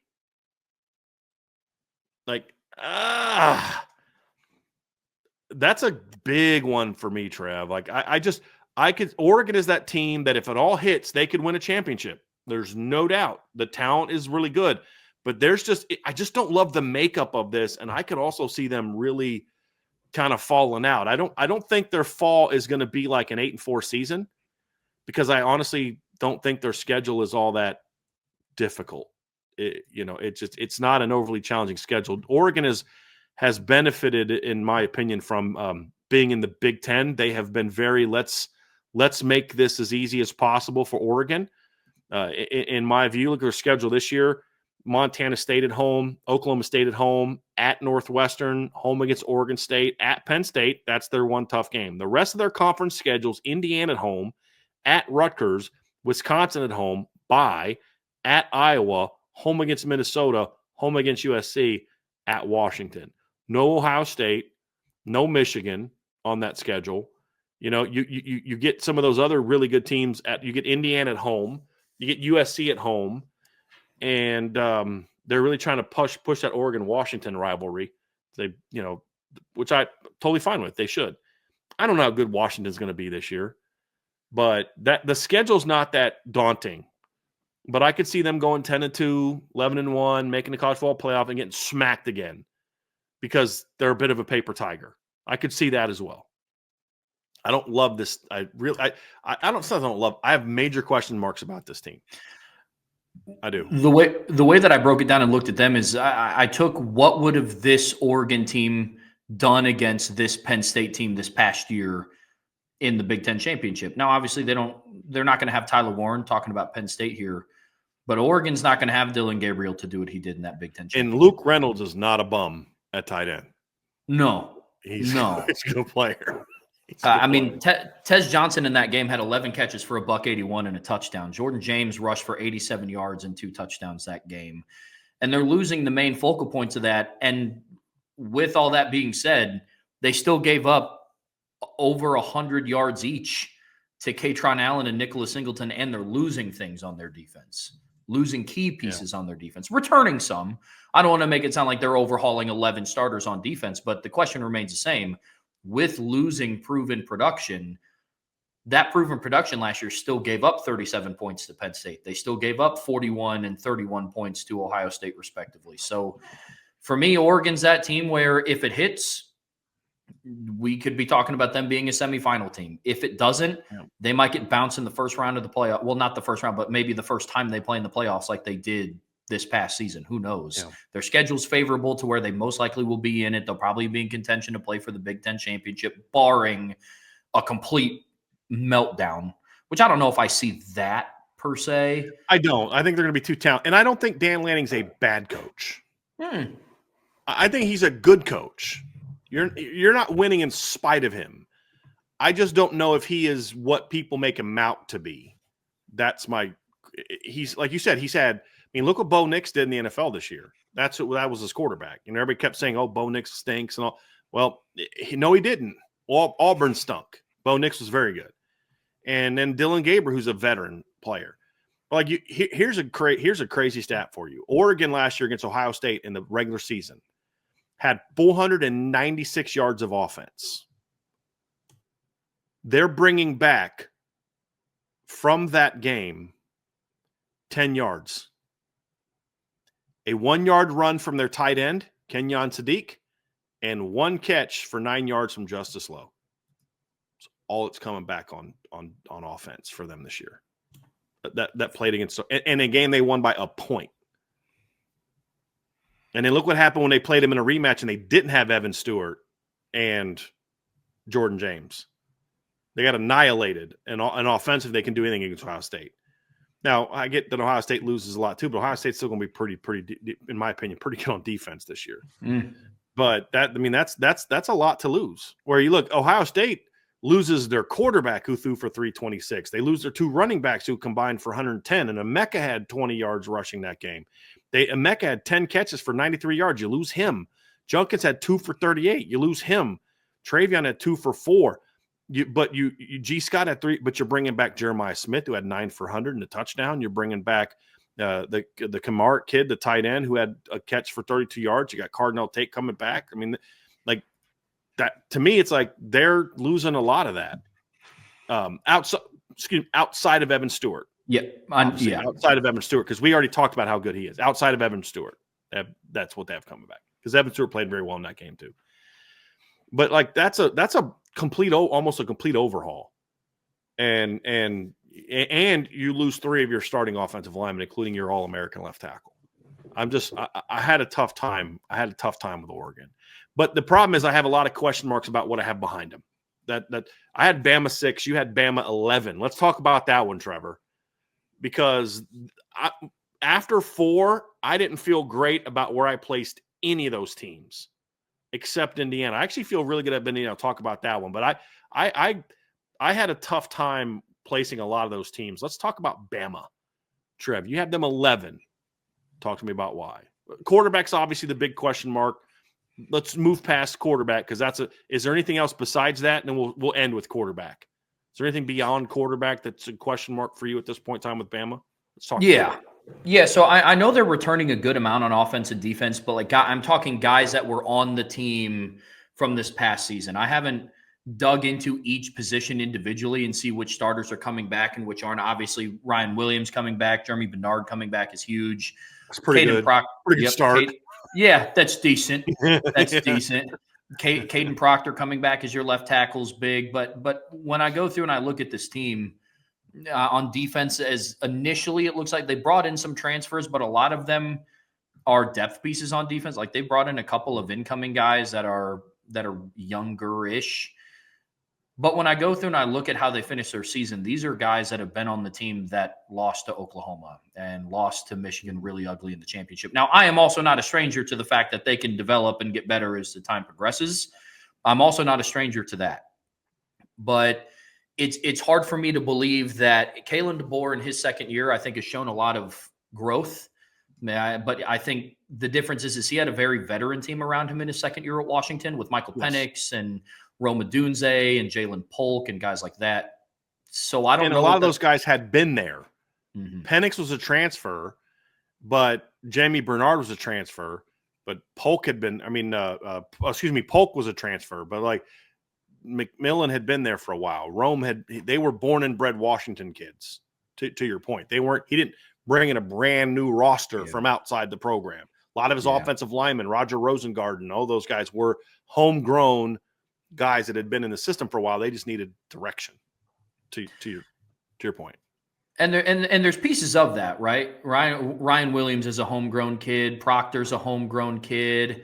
Actually, I think Caden Proctor was he the lineman that entered the transfer portal, signed in? Okay. So he committed to Iowa. He committed to Iowa, flipped to Bama, signed with Bama, played as a freshman at Bama, transferred, was at Iowa, and came back to Bama. Never actually played at Iowa. He came back to Bama. So, he's had a very interesting that's an odd. Yeah. It's an odd career track. But still a homegrown kid. He hasn't played another snap for another team. He's technically still on the team that recruited him initially and that he signed with. So there's pieces of that. A lot of it is questions around the quarterback. Now, I do believe that whoever starts at quarterback for them is going to be an upgrade passing the football, because Jalen Milroe regressed from year 1 to year 2 after Tommy Reese left. But I do have a lot of questions about this Alabama team, because outside of the Georgia game, I think they lost to Tennessee last year. Yeah, they lost to Tennessee. Yep. Yeah. Yep. I have a lot of questions about this team, because yes, you're returning a lot of pieces, but those are the pieces that lost some of those games. They lost to Michigan in the bowl game. A lot of them played in the bowl game against Michigan.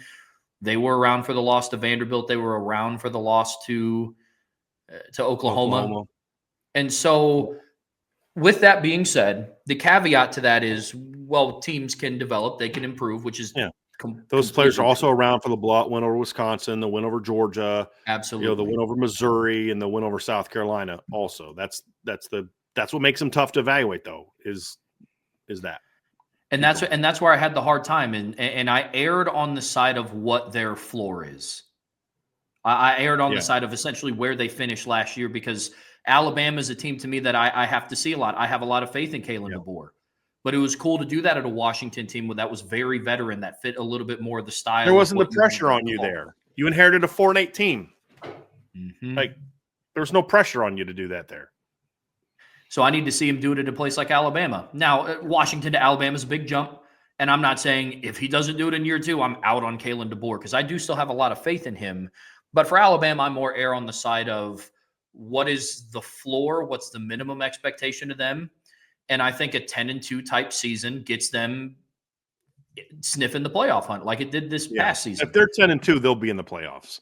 If they were 10-2 this year, they would have been in the playoffs. Correct. If they just don't lose to Oklahoma late in the year, they're in the playoffs. There's not even, in my opinion, no debate about that. Correct.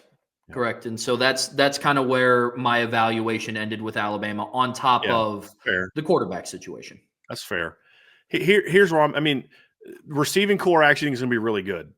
Obviously, Ryan Williams comes back. Jeremy Bernard comes back. They also had a really underrated portal pickup in Isaiah Horton, who they got from Miami. He's 6'4", 205. He had 56 catches for 616 yards and 5 touchdowns last year for Miami as a sophomore. He gives them some size, because what they didn't really have at receiver last year was a guy that had that kind of, you could put him in the boundary and win some one-on-ones. And I think Horton gives them that, but they're not asking him to be the guy. You know what I mean? Like, it's one thing for him to be that boundary player, but you're not asking him to be the guy. Bernard's 6'1", Ryan Williams is 5'11", 6 foot. They needed somebody that had some size, and I think Isaiah Horton is a very underrated pickup. Offensive line is going to be a question. I think Caden Proctor is a good player. I don't know if he's the elite player people make him out to be, especially as a left tackle. We'll see if he can kind of make a junior year jump. Brailsford obviously comes back at center. He's a very experienced player. You've got Jaden Roberts is coming back. He started a bunch last year. Wilkin Formby was a highly ranked guy. He played a little bit last year. He's taken over at right tackle, and that was a position that was an issue for them last year. And then you lose Tyler Booker, who was probably their best offensive lineman last year, and you replace him with Cam Dewberry, who's coming from Texas A&M, where he wasn't exactly like a world beater there. So I think their offensive line has some question marks, but it also has a chance to be at least good. And it doesn't have to be great when you have the skill they have. Running back room, they're fine. It's not elite. It's not a vintage Alabama room, but between Jam Miller, Richard Young, and Daniel Hill, you got plenty of talent to run that offense. That it's not, you're not going to run an old school vintage Alabama run for 2,000 yards. It's like, dude, just catch the ball, block, move the chains, run a little bit. It's the other side of the ball to me that I feel actually better about, because you had a complete system overhaul last year. And I think that hurt them. And I think there were some personalities on that team that were resistant to what they were trying to do. And some of those guys are gone. You're returning some talented players, some guys that want to be here. That's why they didn't transfer. LT Overton's a really good player. You got James Smith coming out. He's one of my keep an eye on as a breakout player for them. Your linebackers are all, a lot of those guys are coming back. You have to replace Jahad Campbell, but I think they're going to actually, like, the interesting about Jahad Campbell is he's a really talented player, but he didn't fit the defense. Like, they would do a lot of stuff with him like Rover, because they didn't really have like a place for him, and he'd rotate a lot with Devontae Smith. And so that's a criticism on them, that they couldn't figure out a way to better use Jahad Campbell. But him leaving, I think, makes it easier for them to go to more of what they want to do, which is more of a true nickel defense. Not saying that's better or worse, but at least they're going to be able to run what they want to run. And I don't know that they could always do that last year. And again, that's a coaching mistake, but it's a coaching mistake that's corrected because Jahad Campbell's going to the NFL. That's not a criticism on Jahad Campbell. That's a criticism of how they didn't know how to use that personnel very well. The personnel now fits what they're trying to do a little bit better than it did last year. And Keon Sabb now goes into year 2, the Michigan transfer. Damani Jackson's a good player. He's not what people make him out to be, but he's still a good player. Xavion Brown's a year older. You got Jalen Mbakwe is going to be battling for position. So I think their defense is going to be better. This is not going to be a vintage Alabama defense, but it's going to be better. But here's ultimately, Trev, where I come from and why I have Bama 6 and why I think Bama is going to be a legitimate contender to win the SEC next year. They could not have had a worse fit at quarterback than what they had last year. People are focusing on this. How does Ty Simpson and Austin Mack compare tools-wise to Jalen Milroe? And my whole thing is it's an irrelevant conversation, because it's not about who has – Jalen Milroe has a stronger arm than them, but Jalen Milroe is not an accurate quarterback. He's not a great decision maker. He just isn't. He's a terrible fit for that offense. Ty Simpson and Austin Mack are both significantly better fits. And if Ty Simpson's the starting quarterback, no, he's not a world beater, but he's that kid that he is a point guard. He will get the ball where it needs to go. And that's all they need at quarterback in this offense with what they're going to have weapons-wise next year, is they just need a guy, hey, dude, read the dang freaking defense and get the ball where it's supposed to go. I don't need you out there making a million plays. And I think they tried to force Jalen Milroe into something, and then they tried to adapt to him and use him as a runner, and it was a mess. It was an absolute mess. And when I look at Ty Simpson and Austin Mack, if one of them seizes hold of the quarterback job and just plays good football, I think they're going to be fine. It doesn't mean that it's a big question mark. Big question mark. I don't know how good Ty Simpson's going to be. I thought he was an overrated 5-star. He was a 5-star kid coming out. He was never a 5-star kid. He was only a 5-star because he went to Bama. If he would have signed with Kentucky, he'd be a top 250 kid. That's what he is to me. But he's a coach's kid though. And like he's Drew Pine with better arm talent. That's what he is to me. And so it's like, get the ball where it needs to get to. And that's how I see Ty Simpson. And I think Austin Mack has more physical tools than does Ty Simpson. And that's kind of how I see that one kind of playing out. So it's going to be very interesting to see how the quarterback, because that's going to make or break their season, Trevor. Like I think we see it very similarly, but I just think whoever runs it is going to be a way better fit than what we saw last year. Totally. And it's going to allow Kalen DeBoer to run his offense his way. They're going into year 2 of his system. Anyone who didn't buy into Kalen DeBoer had plenty of chances to leave. Now, 2 chances to leave, and a lot have. Transfer portal, you have guys going to the NFL, things along that lines. And now it's more of the guys that are staying, for the most part, are going to be more bought in. And this is also a team that was a choke job away against Oklahoma, where they just didn't show up that day. Late November, from being in the college football playoff. And when you combine that with what I thought was a very strong portal class, but a not real big one, only got 9 guys, only brought in 9 guys. It was like, okay, and one of them was a punter. It tells me that he understands you still have to, like, they had 9 guys transferred in, 24 transfer out. I actually think that's a positive, because they had a lot of guys that left that weren't bought in or weren't going to really play for them. And so I think you're going to see a better team at Bama this year, as long as the quarterback can just be a good decision maker and be accurate with the football. And I think both Austin Mack and Ty Simpson can be that. So that's why I have Alabama a lot higher than most people. And now again, I thought they'd be better last year, and this kind of speaks to my thoughts on Kalen DeBoer. But we at least identified the concerns last year.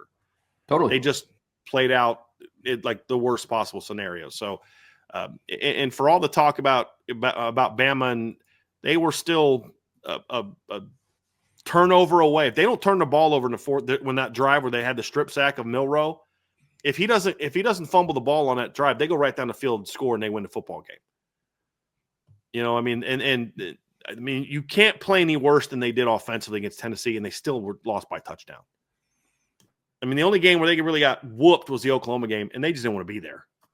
I mean, they didn't want to be there, and regular season wise. So I that's why I have Bama as a team that I think is going to be a lot better than people thought. Talk to me about Clemson a little bit. I know we talked about them the other day. You had them number 5. You are really bought in on the experience they coming back. Is it just the experience coming back, or is it also – because here's my thought, Trev. I think the Tom Allen hire is going to be huge for them, because I thought they had a guy that had no business being a defensive coordinator at a place like Clemson running their defense. Is that where you see it as well?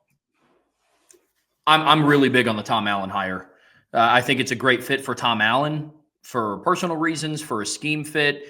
And I think that Clemson's defense was a big issue with them this past season. I mean, towards the end of the year, a lot of the question marks that I had about Cade Klubnik, I kind of got answered.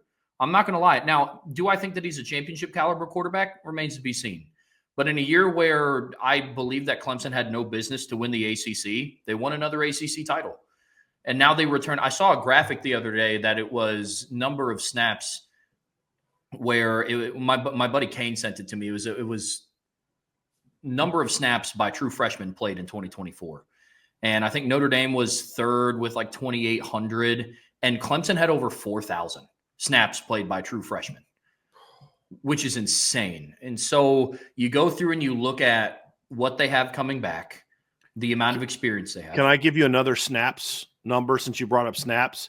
Yeah. So just to play into that, their 2 receivers alone, TJ Moore and Bryant Wesco, just the 2 receivers alone had 1,036 snaps last season. Just them alone.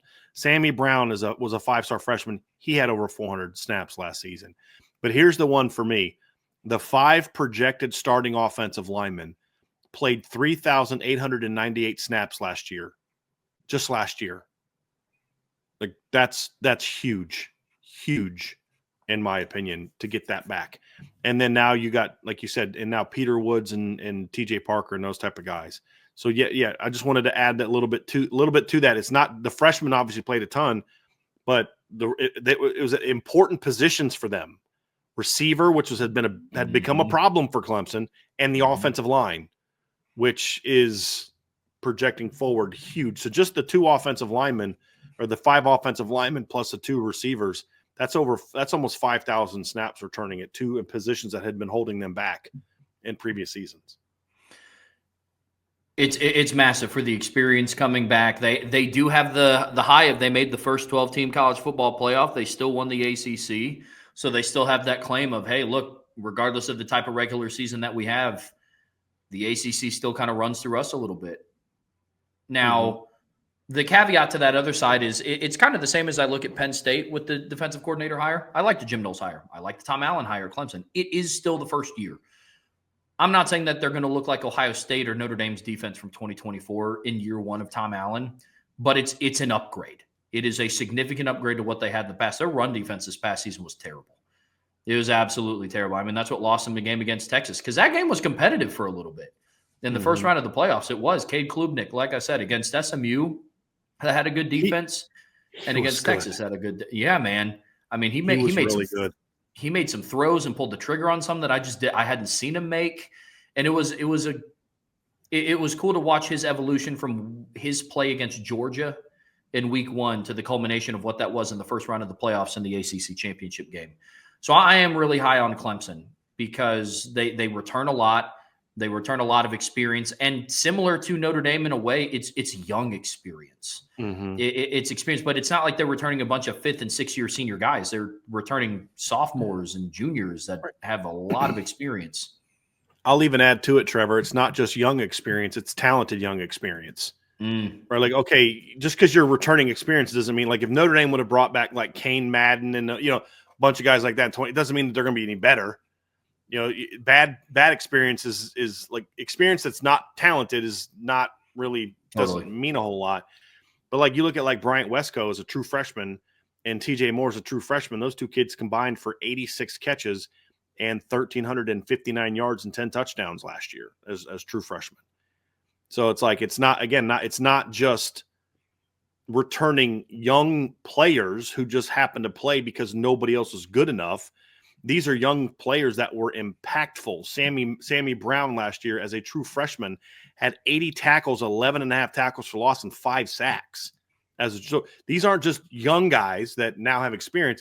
Your Notre Dame comparison is spot on. It's not that Notre Dame played a lot of freshmen and sophomores last year. That by itself doesn't mean anything. They played a lot of talented freshmen and sophomores last year.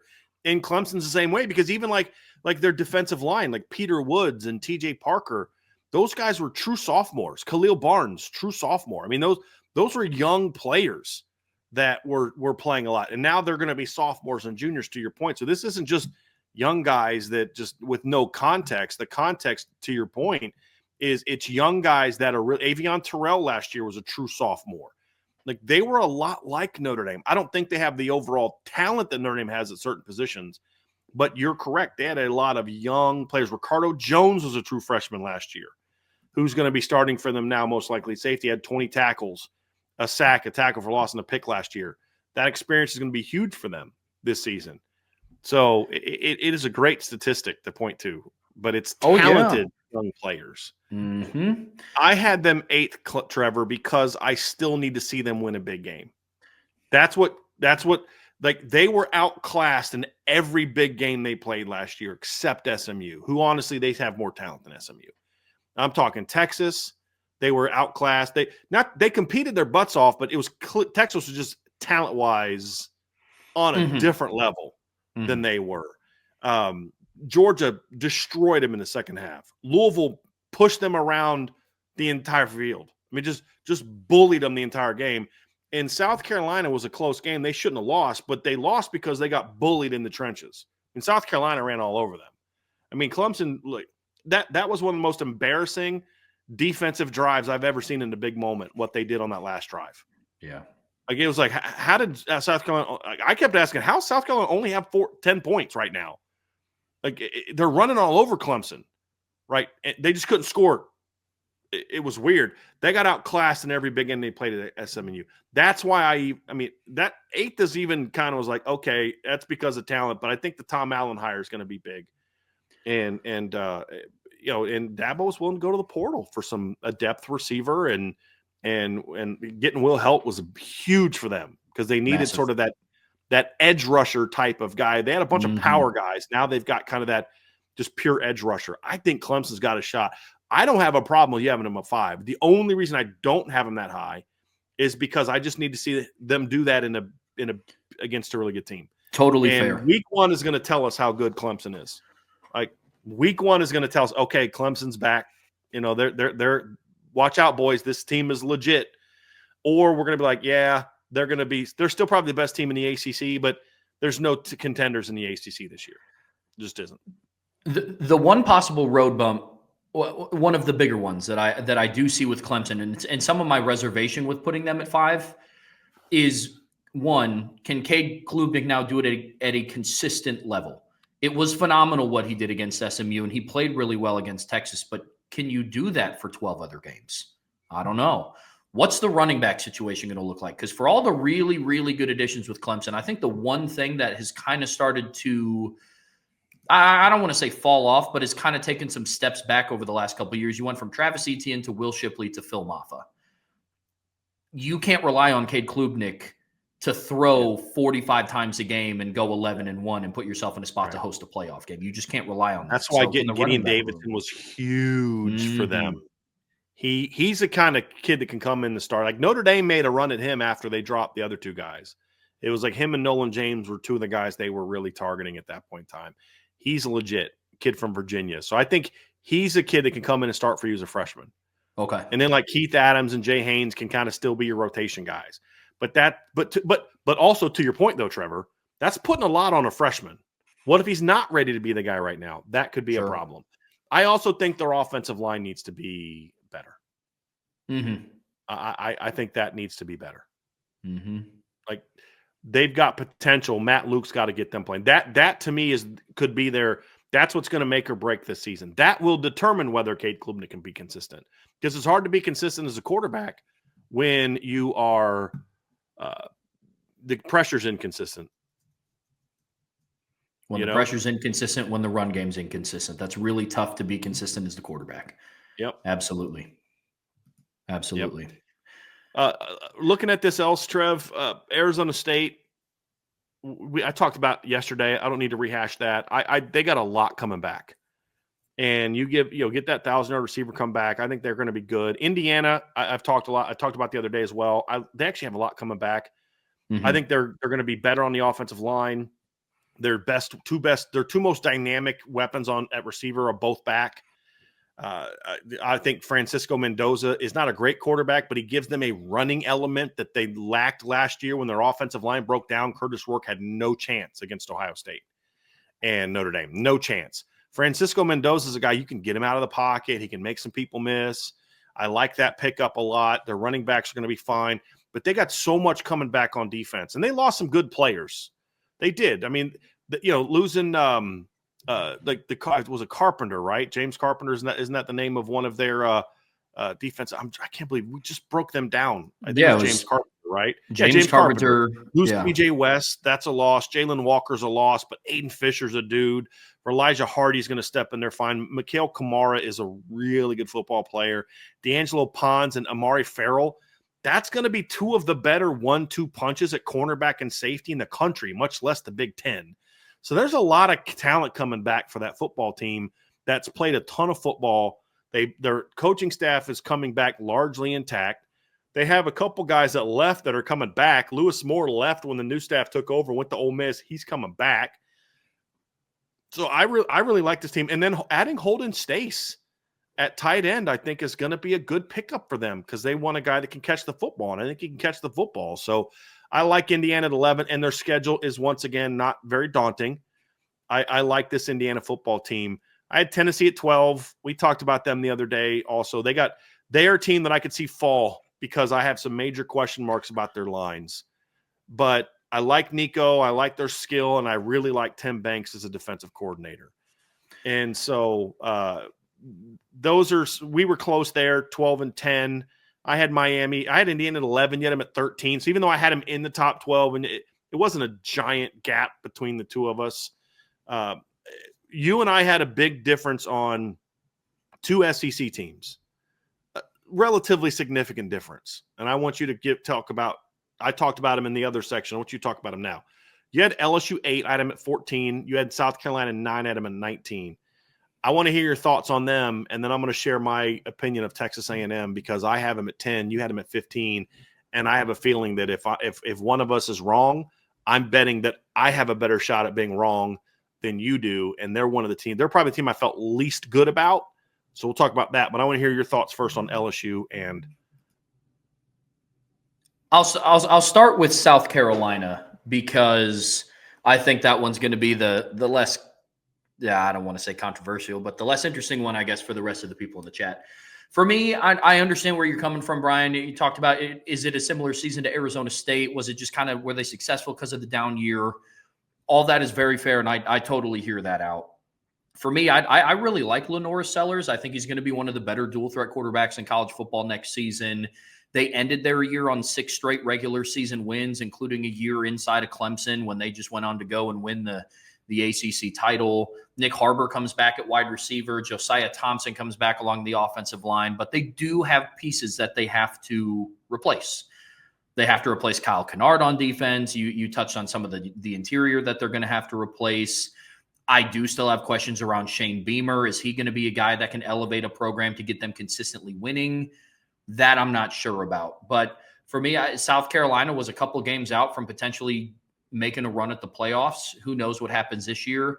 And again, like I said, the common theme for me is I am putting a lot of heavy emphasis on quarterbacks who are returning this upcoming season. That's why I'm high on Florida with DJ Lagway coming back. That's why I have South Carolina ranked where they are. It's one of the big reasons I have Penn State and Clemson ranked where they are because of all the teams that have other turnover. Now, Obviously, it goes beyond just the quarterback because Caleb Williams came back for USC and they went from 11-2 to 8-5. So that's not the only ingredient to being successful, but there are some others. Now, but this early, it's a good starting point, though. I mean, it's an understandable starting point this early in the offseason. The one that was interesting to me, and honestly, you covered a lot of the reasons why I ranked them where they did, Brian, when I talked about LSU and where I put LSU where they did.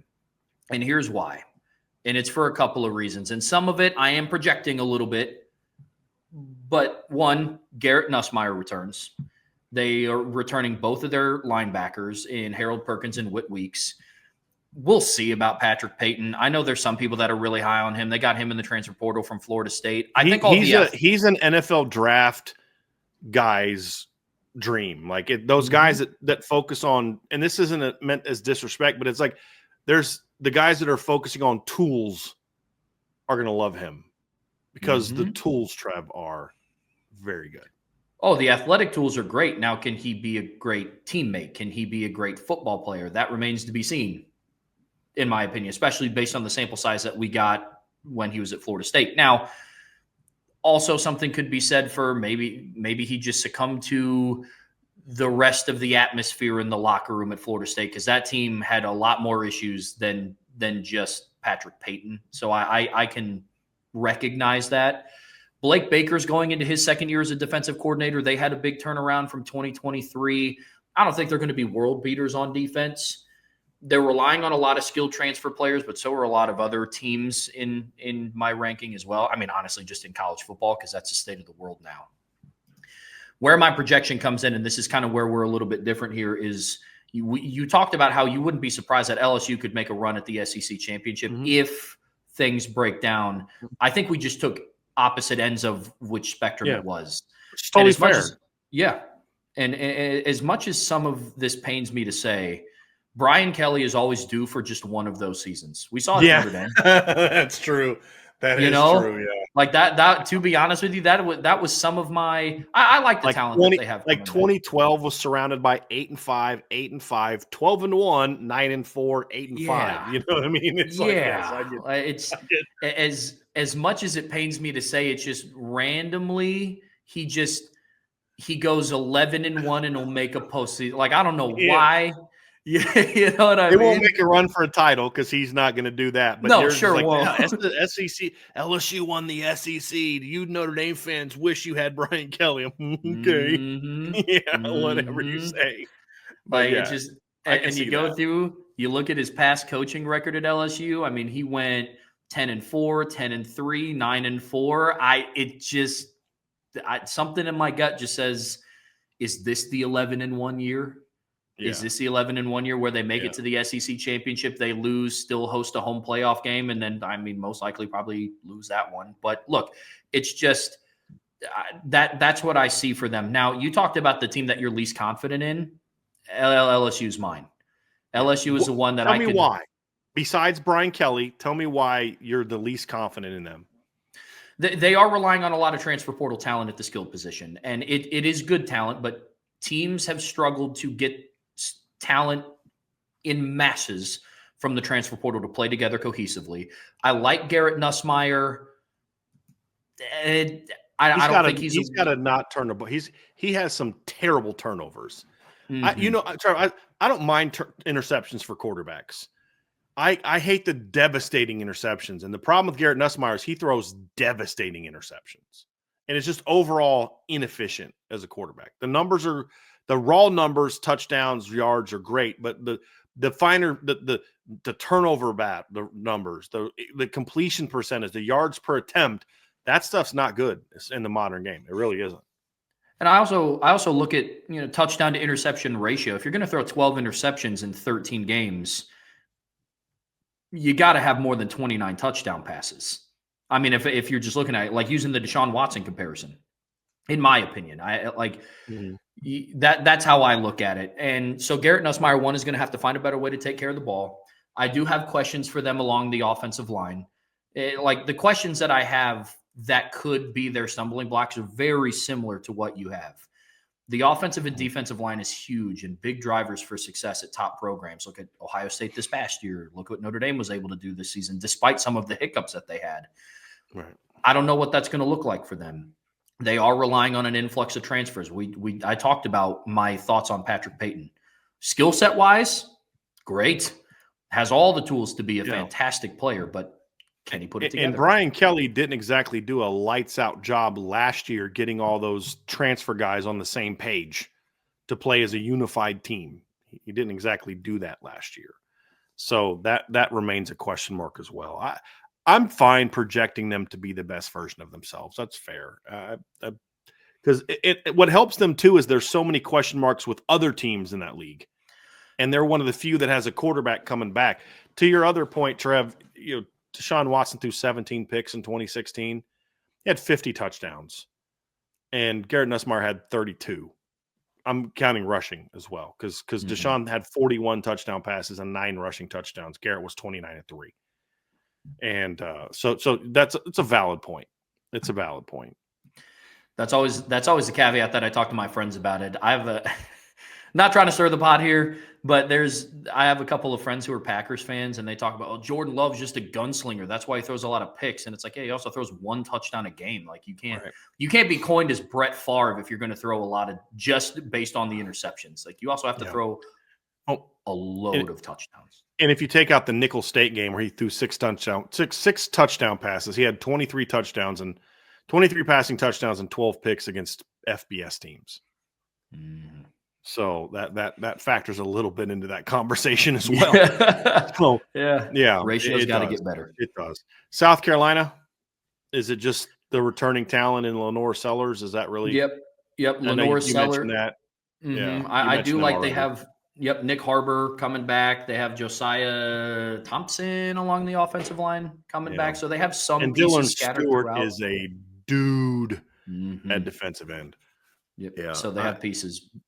That was the biggest difference that we had, Trevor. That was a 10-spot difference. The next closest difference we had was LSU. Those two teams were where we had the biggest differences. Like then after that, it was Arizona State and Alabama. We were 5. We were also 5 on A&M. And here's my thing with A&M. I am so not confident that I'm going to be right on them. And I that's one where, like, if you look back and say, if I could change it, I would, but I just don't know who I'd put ahead of them. But looking at my list, I should have put Indiana ahead of them, honestly. I just because, but then I look at A&M's roster, and I was going to do that. I was going to put Indiana, Tennessee, Miami, and LSU all ahead of them. And then I looked at the rosters, and I'm like, but that's still a lot of talent at Texas A&M, a lot of talent. Like you talk about the receiver situation, they brought in who they got in the transfer portal and with Kevin Concepcion, and they got Mario Craver who transferred in this season from, where did he transfer in from? Let me pull him up real quick. Mississippi State. That was another SEC team. Nice player. Micah Hudson, who knows what's going to happen with him? He transferred in, big time talent, but then he's not with the team anymore. Who knows what he's going to do? But I like Terry Bussey as a potential breakout player for them. Very dynamic player. I do too. Yeah. And I also like their tight ends. I think they got a really good tight end situation. They lost a couple guys, but I think they've got some talent there. I really do. I think they've got a shot to be a pretty decent football team, or to be a pretty decent group of pass catchers. They got Amari Niblack from Alabama. Niblack from Alabama also played at Texas. He didn't do a whole lot for Alabama last year, but he had 20 catches for 327 yards and 4 touchdowns at Texas in 2023. So he's a guy that's got some ability. I love their offensive line and running backs. I think that they're going to be a team that's going to just run the football a lot this year. I don't think they're going to need their receivers to dominate the way they did last year. I like their back 7. I think they have a really good linebacking core. Their secondary is going to be really good. I love Will Lee. Julian Humphrey's talented. Bryce Anderson's a good football player at safety. So I think they got a shot to be really good. My 2 big concerns are this: Marcel Reed and Jay Bateman. And the reason I say Jay Bateman and not the defensive line talent, because if you look at there's two ways you evaluate a team in this regard, Trevor. One is like we've talked a lot about, what did you lose and what did you add? But then the other one that I do when I'm having trouble is I just say, okay, forget what they lost. Just like kind of put like blinders on so I don't see anything in my periphery. I just look right at it. So I can't look at the category of what was lost or what they've got committed. I can only look at what they have. And when I look at them, I'm like, there's some good players still there on the defensive line. Albert Regis is a good football player. DJ Hicks has some skill. They got Tyler Oyedem to transfer in. Cassius Howell's a good football player. They got Sam Mpemba transferred in. So it's not like they're going to be completely devoid of talent there. It won't be as good as last year, but is it going to be good? It has a chance to be. If I had more faith in Jay Bateman, I wouldn't be as concerned about where I have them ranked.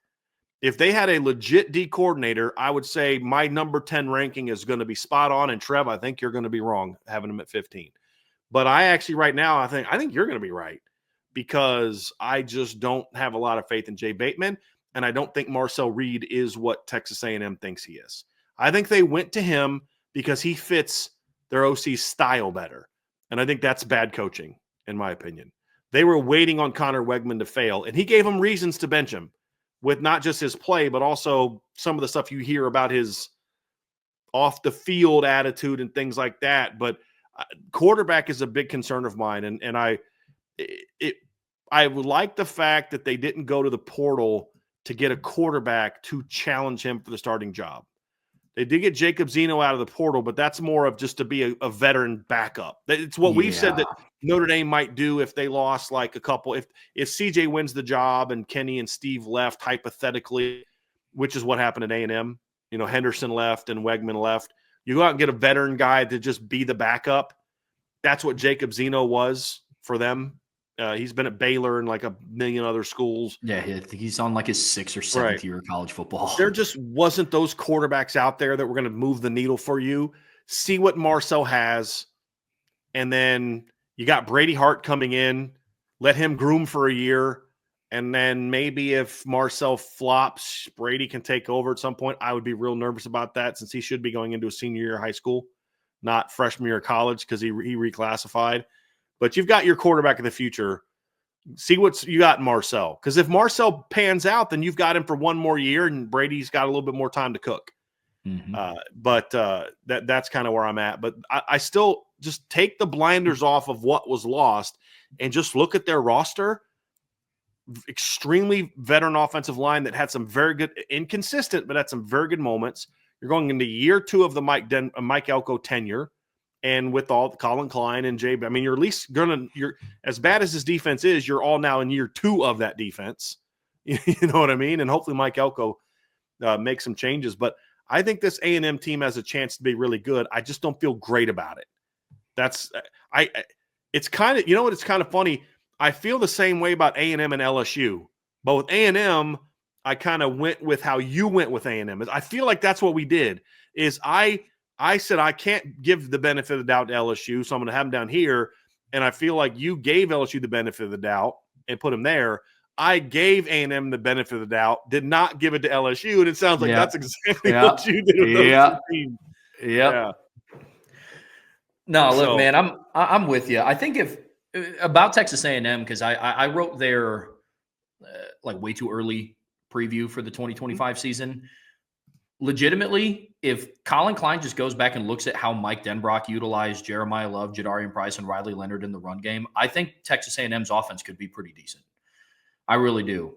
But they can't rely on him to be a drop back passer and go through what Mike Denbrock went through at the start of the 24 season of not making Riley Leonard something that he wasn't, but you kind of have to formulate what you're doing differently. And I think Colin Klein already has a little bit of that. That's why they went to Marcel Reed. But I'm with you. I don't have a lot of faith in that defensive coordinator. I really don't, despite the talent that they have.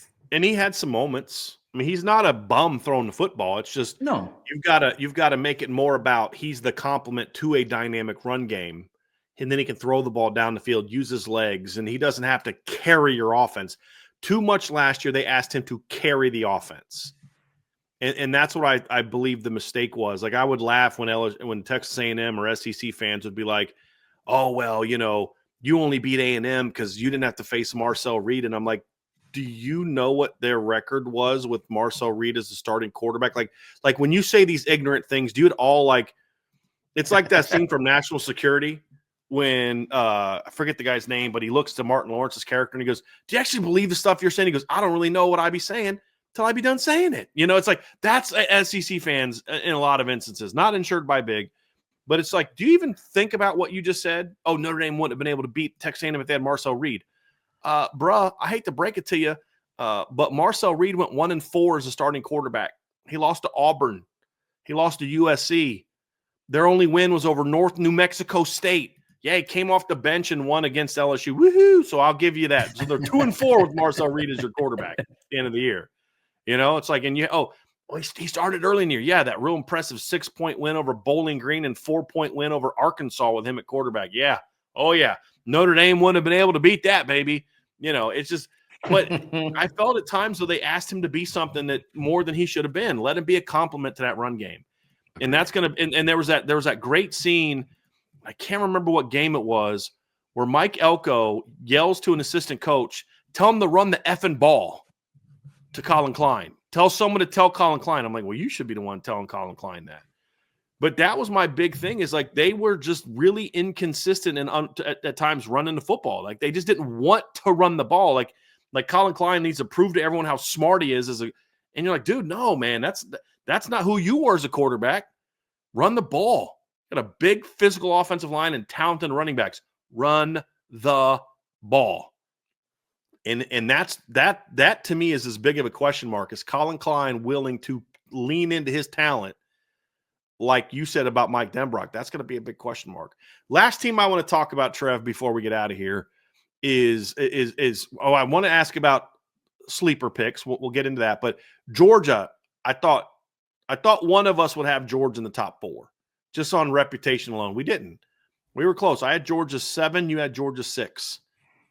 I just don't think Georgia's got the roster that people think that they do. It's a very good roster. That's why we have them 6th and 7th. This is not 2021, 2022 Georgia.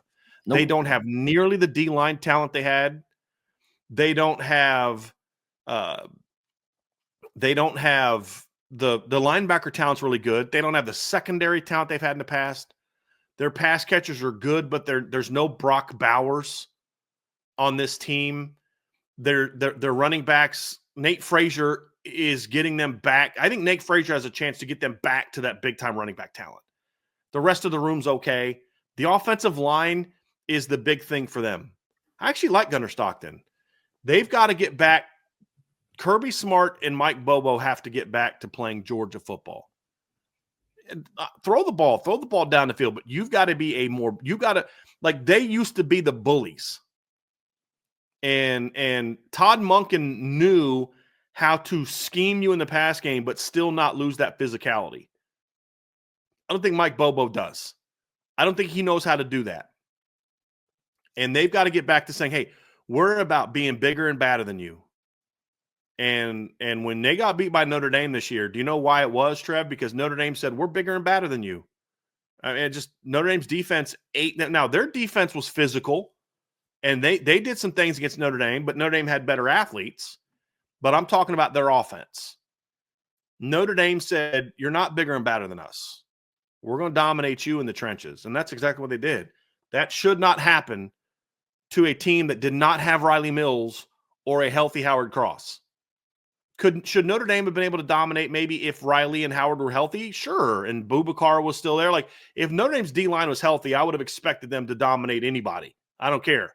But you had no Riley Mills. You had no Boubacar. You had no Jordan Patel. And Howard Cross is playing on one leg. And you still dominated Georgia up front. Inexcusable. Absolutely inexcusable if you're a Georgia fan. If they can correct that, I think they have a shot to get back to being what they were. But there's still some holes there, Trevor. There's still some holes in the secondary talent-wise. There's still some holes in the pass game talent-wise. It's getting better. Getting Noah Thomas was a nice pickup. But he's not Brock Bowers. He's not Ladd McConkey. He's not, the kid that I always forget the kid's name that transferred to Texas. A.D. Mitchell. A.D. Mitchell. I always forget his name. I have no idea why. I keep wanting to say A.T. I think it's got like he had a very short-lived career at Georgia. Yeah, but he was huge in the postseason for them. Oh yeah, like and was it 22? But that's the thing, Trev, is like they just don't have the same skill talent they've had in the past, and they're not as good on the D line as they've been in the past. So, if anything, if I'm wrong on Georgia, I'd be willing to bet you I'm wrong that they're actually not as good as we have them ranked. I have more confidence that they're going to be a little bit less than they're going to be better, in my opinion. And Arian Smith is not coming back, Jason. He's gone. He played in the Senior Bowl, actually. So that's where I'm at. So it's going to be interesting. I think there's going to be a lot of movement here, Trev. Is there one team that you have from, let's say, lower than 15 that you could see jumping up and becoming like this year's Indiana or SMU type of team? Is there anybody that you see like that?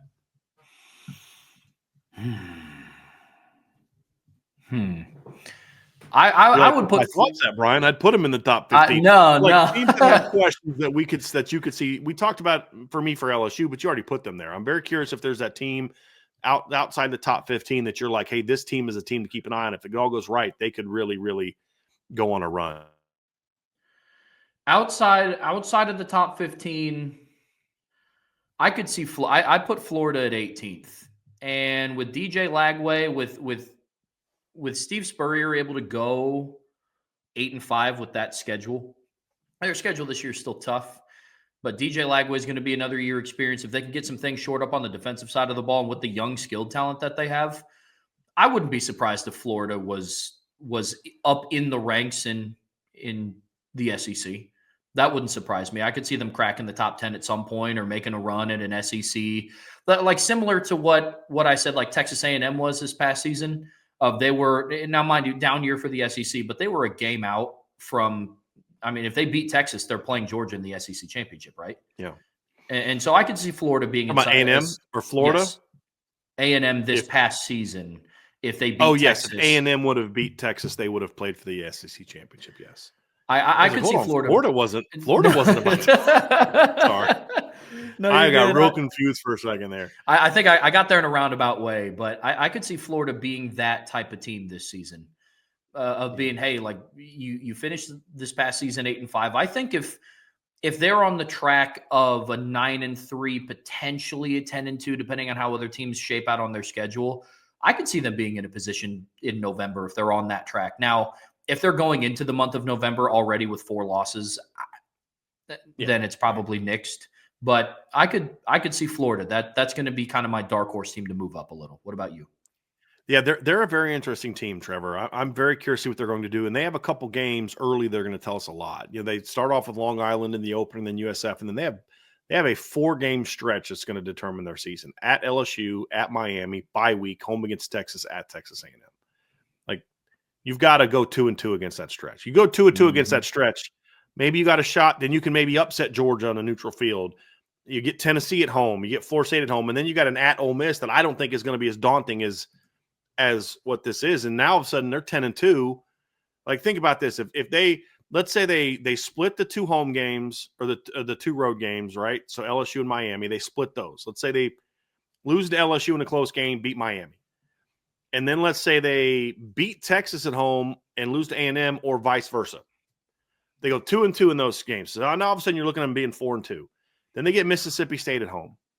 Now they're 5-2. They're in the top 25. Then you got Georgia on a neutral field after a bye. Well, they battled Georgia last year in Jacksonville. It's tied. And if DJ Lagway, I said this, if DJ Lagway doesn't get hurt, they might have had a shot to win that game in the fourth quarter. Florida did. Let's say they pull off an upset that game. Then they're at Kentucky. And I don't have a lot of faith in Kentucky this year. Then they're at Ole Miss, who I don't think is going to be as good as what maybe some other people think that they're going to be as a top 10 team. Florida last year destroyed Kentucky. That's a series they dominate. They lost the game in 2023, but they've largely dominated that series, no matter where it's played. And then if you can pull off that upset on the road, you get Tennessee at home. That's a very winnable game. And then Florida State at home. It's a very winnable. I have no clue what Florida State's going to be. They have a brand new roster. It is insane. Now, there's some talent there, Trevor. And they're a team I'm going to talk about here in a second. But I'm with you on Florida. that 4-game stretch, they've got to go 2-2 in that 4-game stretch. If they go 4-2, not only, and the reason I say that is because if they're good enough to go 2-2 against that stretch, they're good enough to beat everybody else they have on their schedule the rest of the way. And then, of course, the Georgia game. If they come out of the Georgia game with only 2 losses, then they're a playoff team, in my opinion. Because it's not just the resume, but what does it mean about that team for them to go 3-2 against that stretch? That's what I mean by that. I don't know if they got the firepower to do that or if their defense is going to be good enough to do that. We'll see. I'll tell you a couple teams that I have on the outside, Trev.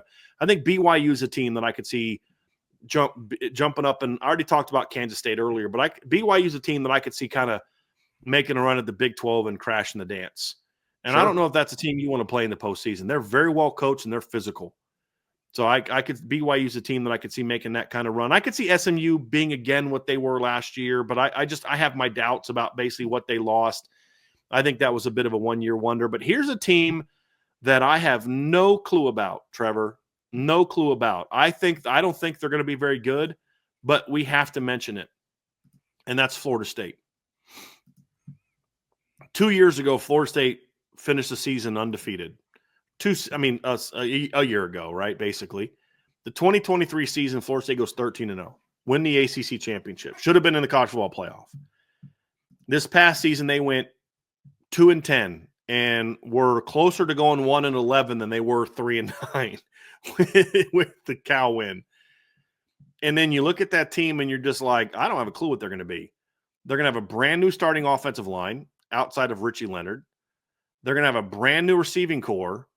Brand new defensive front 7, basically. New quarterback. I mean, the quarterback room, you got one guy coming back that was on the team last year, really, in Brock Glenn. You got Thomas Castellanos to transfer in. But then I look at the team and I'm like, but man, if you take out last year and just look at the talent, there's some talented players on this team.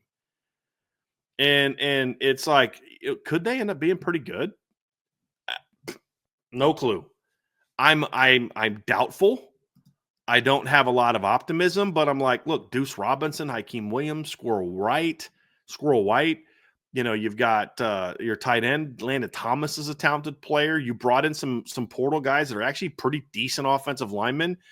On the defensive line, you brought in some guys that have some ability. You brought in a kid from Nebraska that was a pretty good pass rusher from them last year, and James Williams. You brought in Deontay McCray, your linebacking core. You brought in some good players at linebacker. It wasn't just the big name guys. You actually brought in some guys that can play a little bit. And your secondary all comes back. And so I look at them and I can talk myself into them shocking us all and, kind of making a run into the top 2 or 3 group in the ACC. And then I can convince myself that they're going to suck again. And it's just like when you have that much turnover, Trevor, you just don't really know what they're going to do. You just don't know. And we're going to find out right away if they're going to suck again or not, because they play Alabama at home in the opener. And if I expect them to lose that game, but if they are competitive against Alabama, they then have East Texas A&M, a bye, Kent State before they play at Virginia. And then they're home against Miami, home against Pitt, at Stanford, home against Wake before they have to go at Clemson. If they battle Alabama to where it's like, Bama wins by 10-14, but you're like, dude, they competed in that game. I could see Florida State going on a run until that Clemson game in November. I could see that. I could also see them getting annihilated by Alabama and them quitting. And then they lose to Virginia, they lose to Miami. They're the hardest team in the country to evaluate. I have no clue what they're going to be. But the reality is, dude, there's some dudes on that team. There's some good football players on that team. I have no clue what they're going to be. None. Do you know what's a team that and you talking about Florida State made me think about this, and I could not agree with that more. A team that I completely overlooked, and I can't believe I did, was Georgia Tech. They lost a lot. I did look at them. They lose a ton. I mean, here's the thing that it excites you about potentially Georgia Tech. It's their quarterback and running back both come back, and they get Jamal Haynes and Haynes King both come back. The Rutherford kid also comes back, but by and large, a lot of their roster is going to be turned over. They lost Singleton. They lost a couple pretty good offensive linemen. Jordan Williams is gone. Their center's gone. Their D-line got a bit torn up. Romello Height transferred again. Zeke Biggers is going pro. They brought in some transfer guys. They lost some DBs. Like they got some players coming back, but I'm not super confident that they've got enough to make a run. And again, as good as the wins were last year, they had some really good wins, but they were still a team that went 7-5, right? So I actually did look at them, and I kind of felt like with them a lot like I felt about Vanderbilt, where we maybe put more on them of what they were or what they could be because they had that big win over Miami, and then they battled Georgia, but they still lost to Syracuse. They still got dominated by Louisville. They still got dominated by Notre Dame. They got their butts kicked by by Virginia Tech, and then they got outclassed in the bowl game by Vanderbilt. It's like I don't know what to make of Georgia Tech, but they're in the you got to show me you can do this consistently mode. Yeah, and that's where I'm at with that team. But I actually did look at them, Trev. I looked at Utah also. That's another team that I did a dive on, and I'm just in show me mode. Fair enough. You got to show it to me. And Georgia Tech this year starts off pretty rough. Interestingly, they play at Colorado in the opener, then they play an FCS game, and then they get Clemson at home. So we'll know pretty quickly if they got a shot. But their schedule's a lot more manageable this year also. They get Georgia at home. There's no Notre Dame. They do play Clemson at home, at Colorado, at Wake, home against Tech, at Duke, home against Syracuse, at NC State, at BC, home against Pitt, home against Georgia. So no Miami this year, no SMU, no Notre Dame. So their schedule is a little bit more favorable than it was last year. That's for sure. But they're in show me mode, just like Vanderbilt's got to show me they can be better than 6-6. You got some good wins, but you got to show me you can do a little something. So I actually did look at them. They were a team that I considered because I had the same initial reaction like when I was. So I put all the teams in a list and okay, this team I know has no shot. But then there's a lot of others, and I'm like, okay, let me see what this team can do. And there's just a lot of those teams like, dude, I'm not putting my neck out for that team this year. I'm not.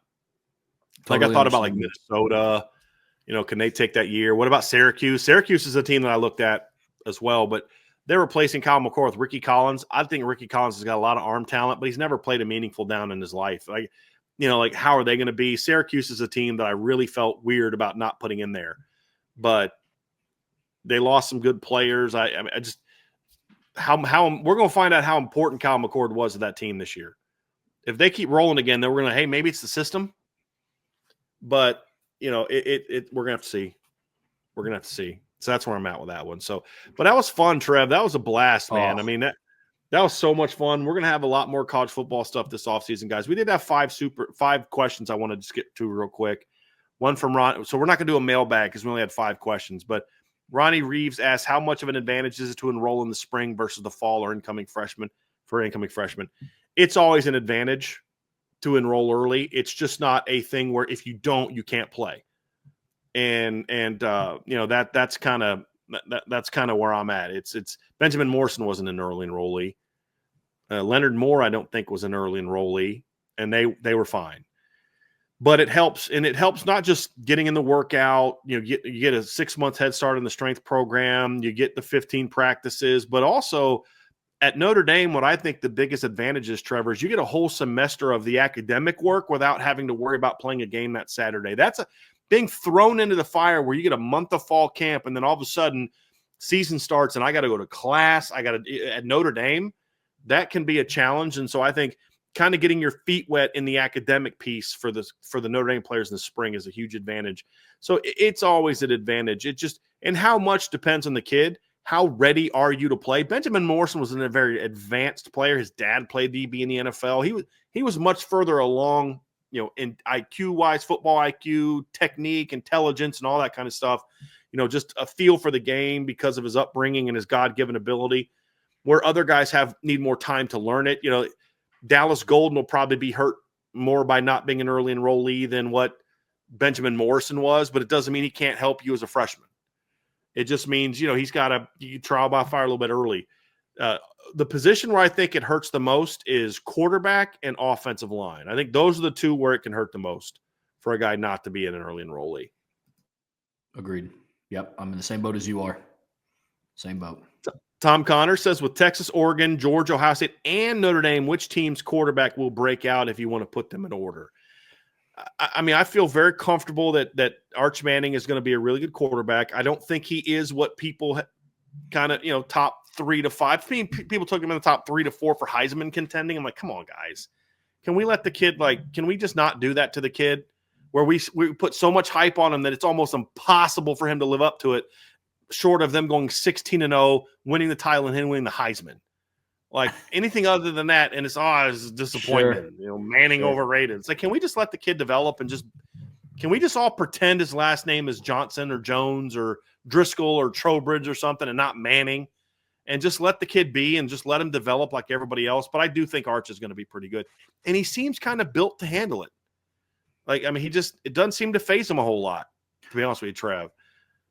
Yeah, I was going to say, one of the benefits of your last name being Manning for your entire life, this probably hit him the second he said he was going to play quarterback in high school. Playing quarterback with the last name of Manning. Obviously, high school, it's a different level than when you get to playing at Texas.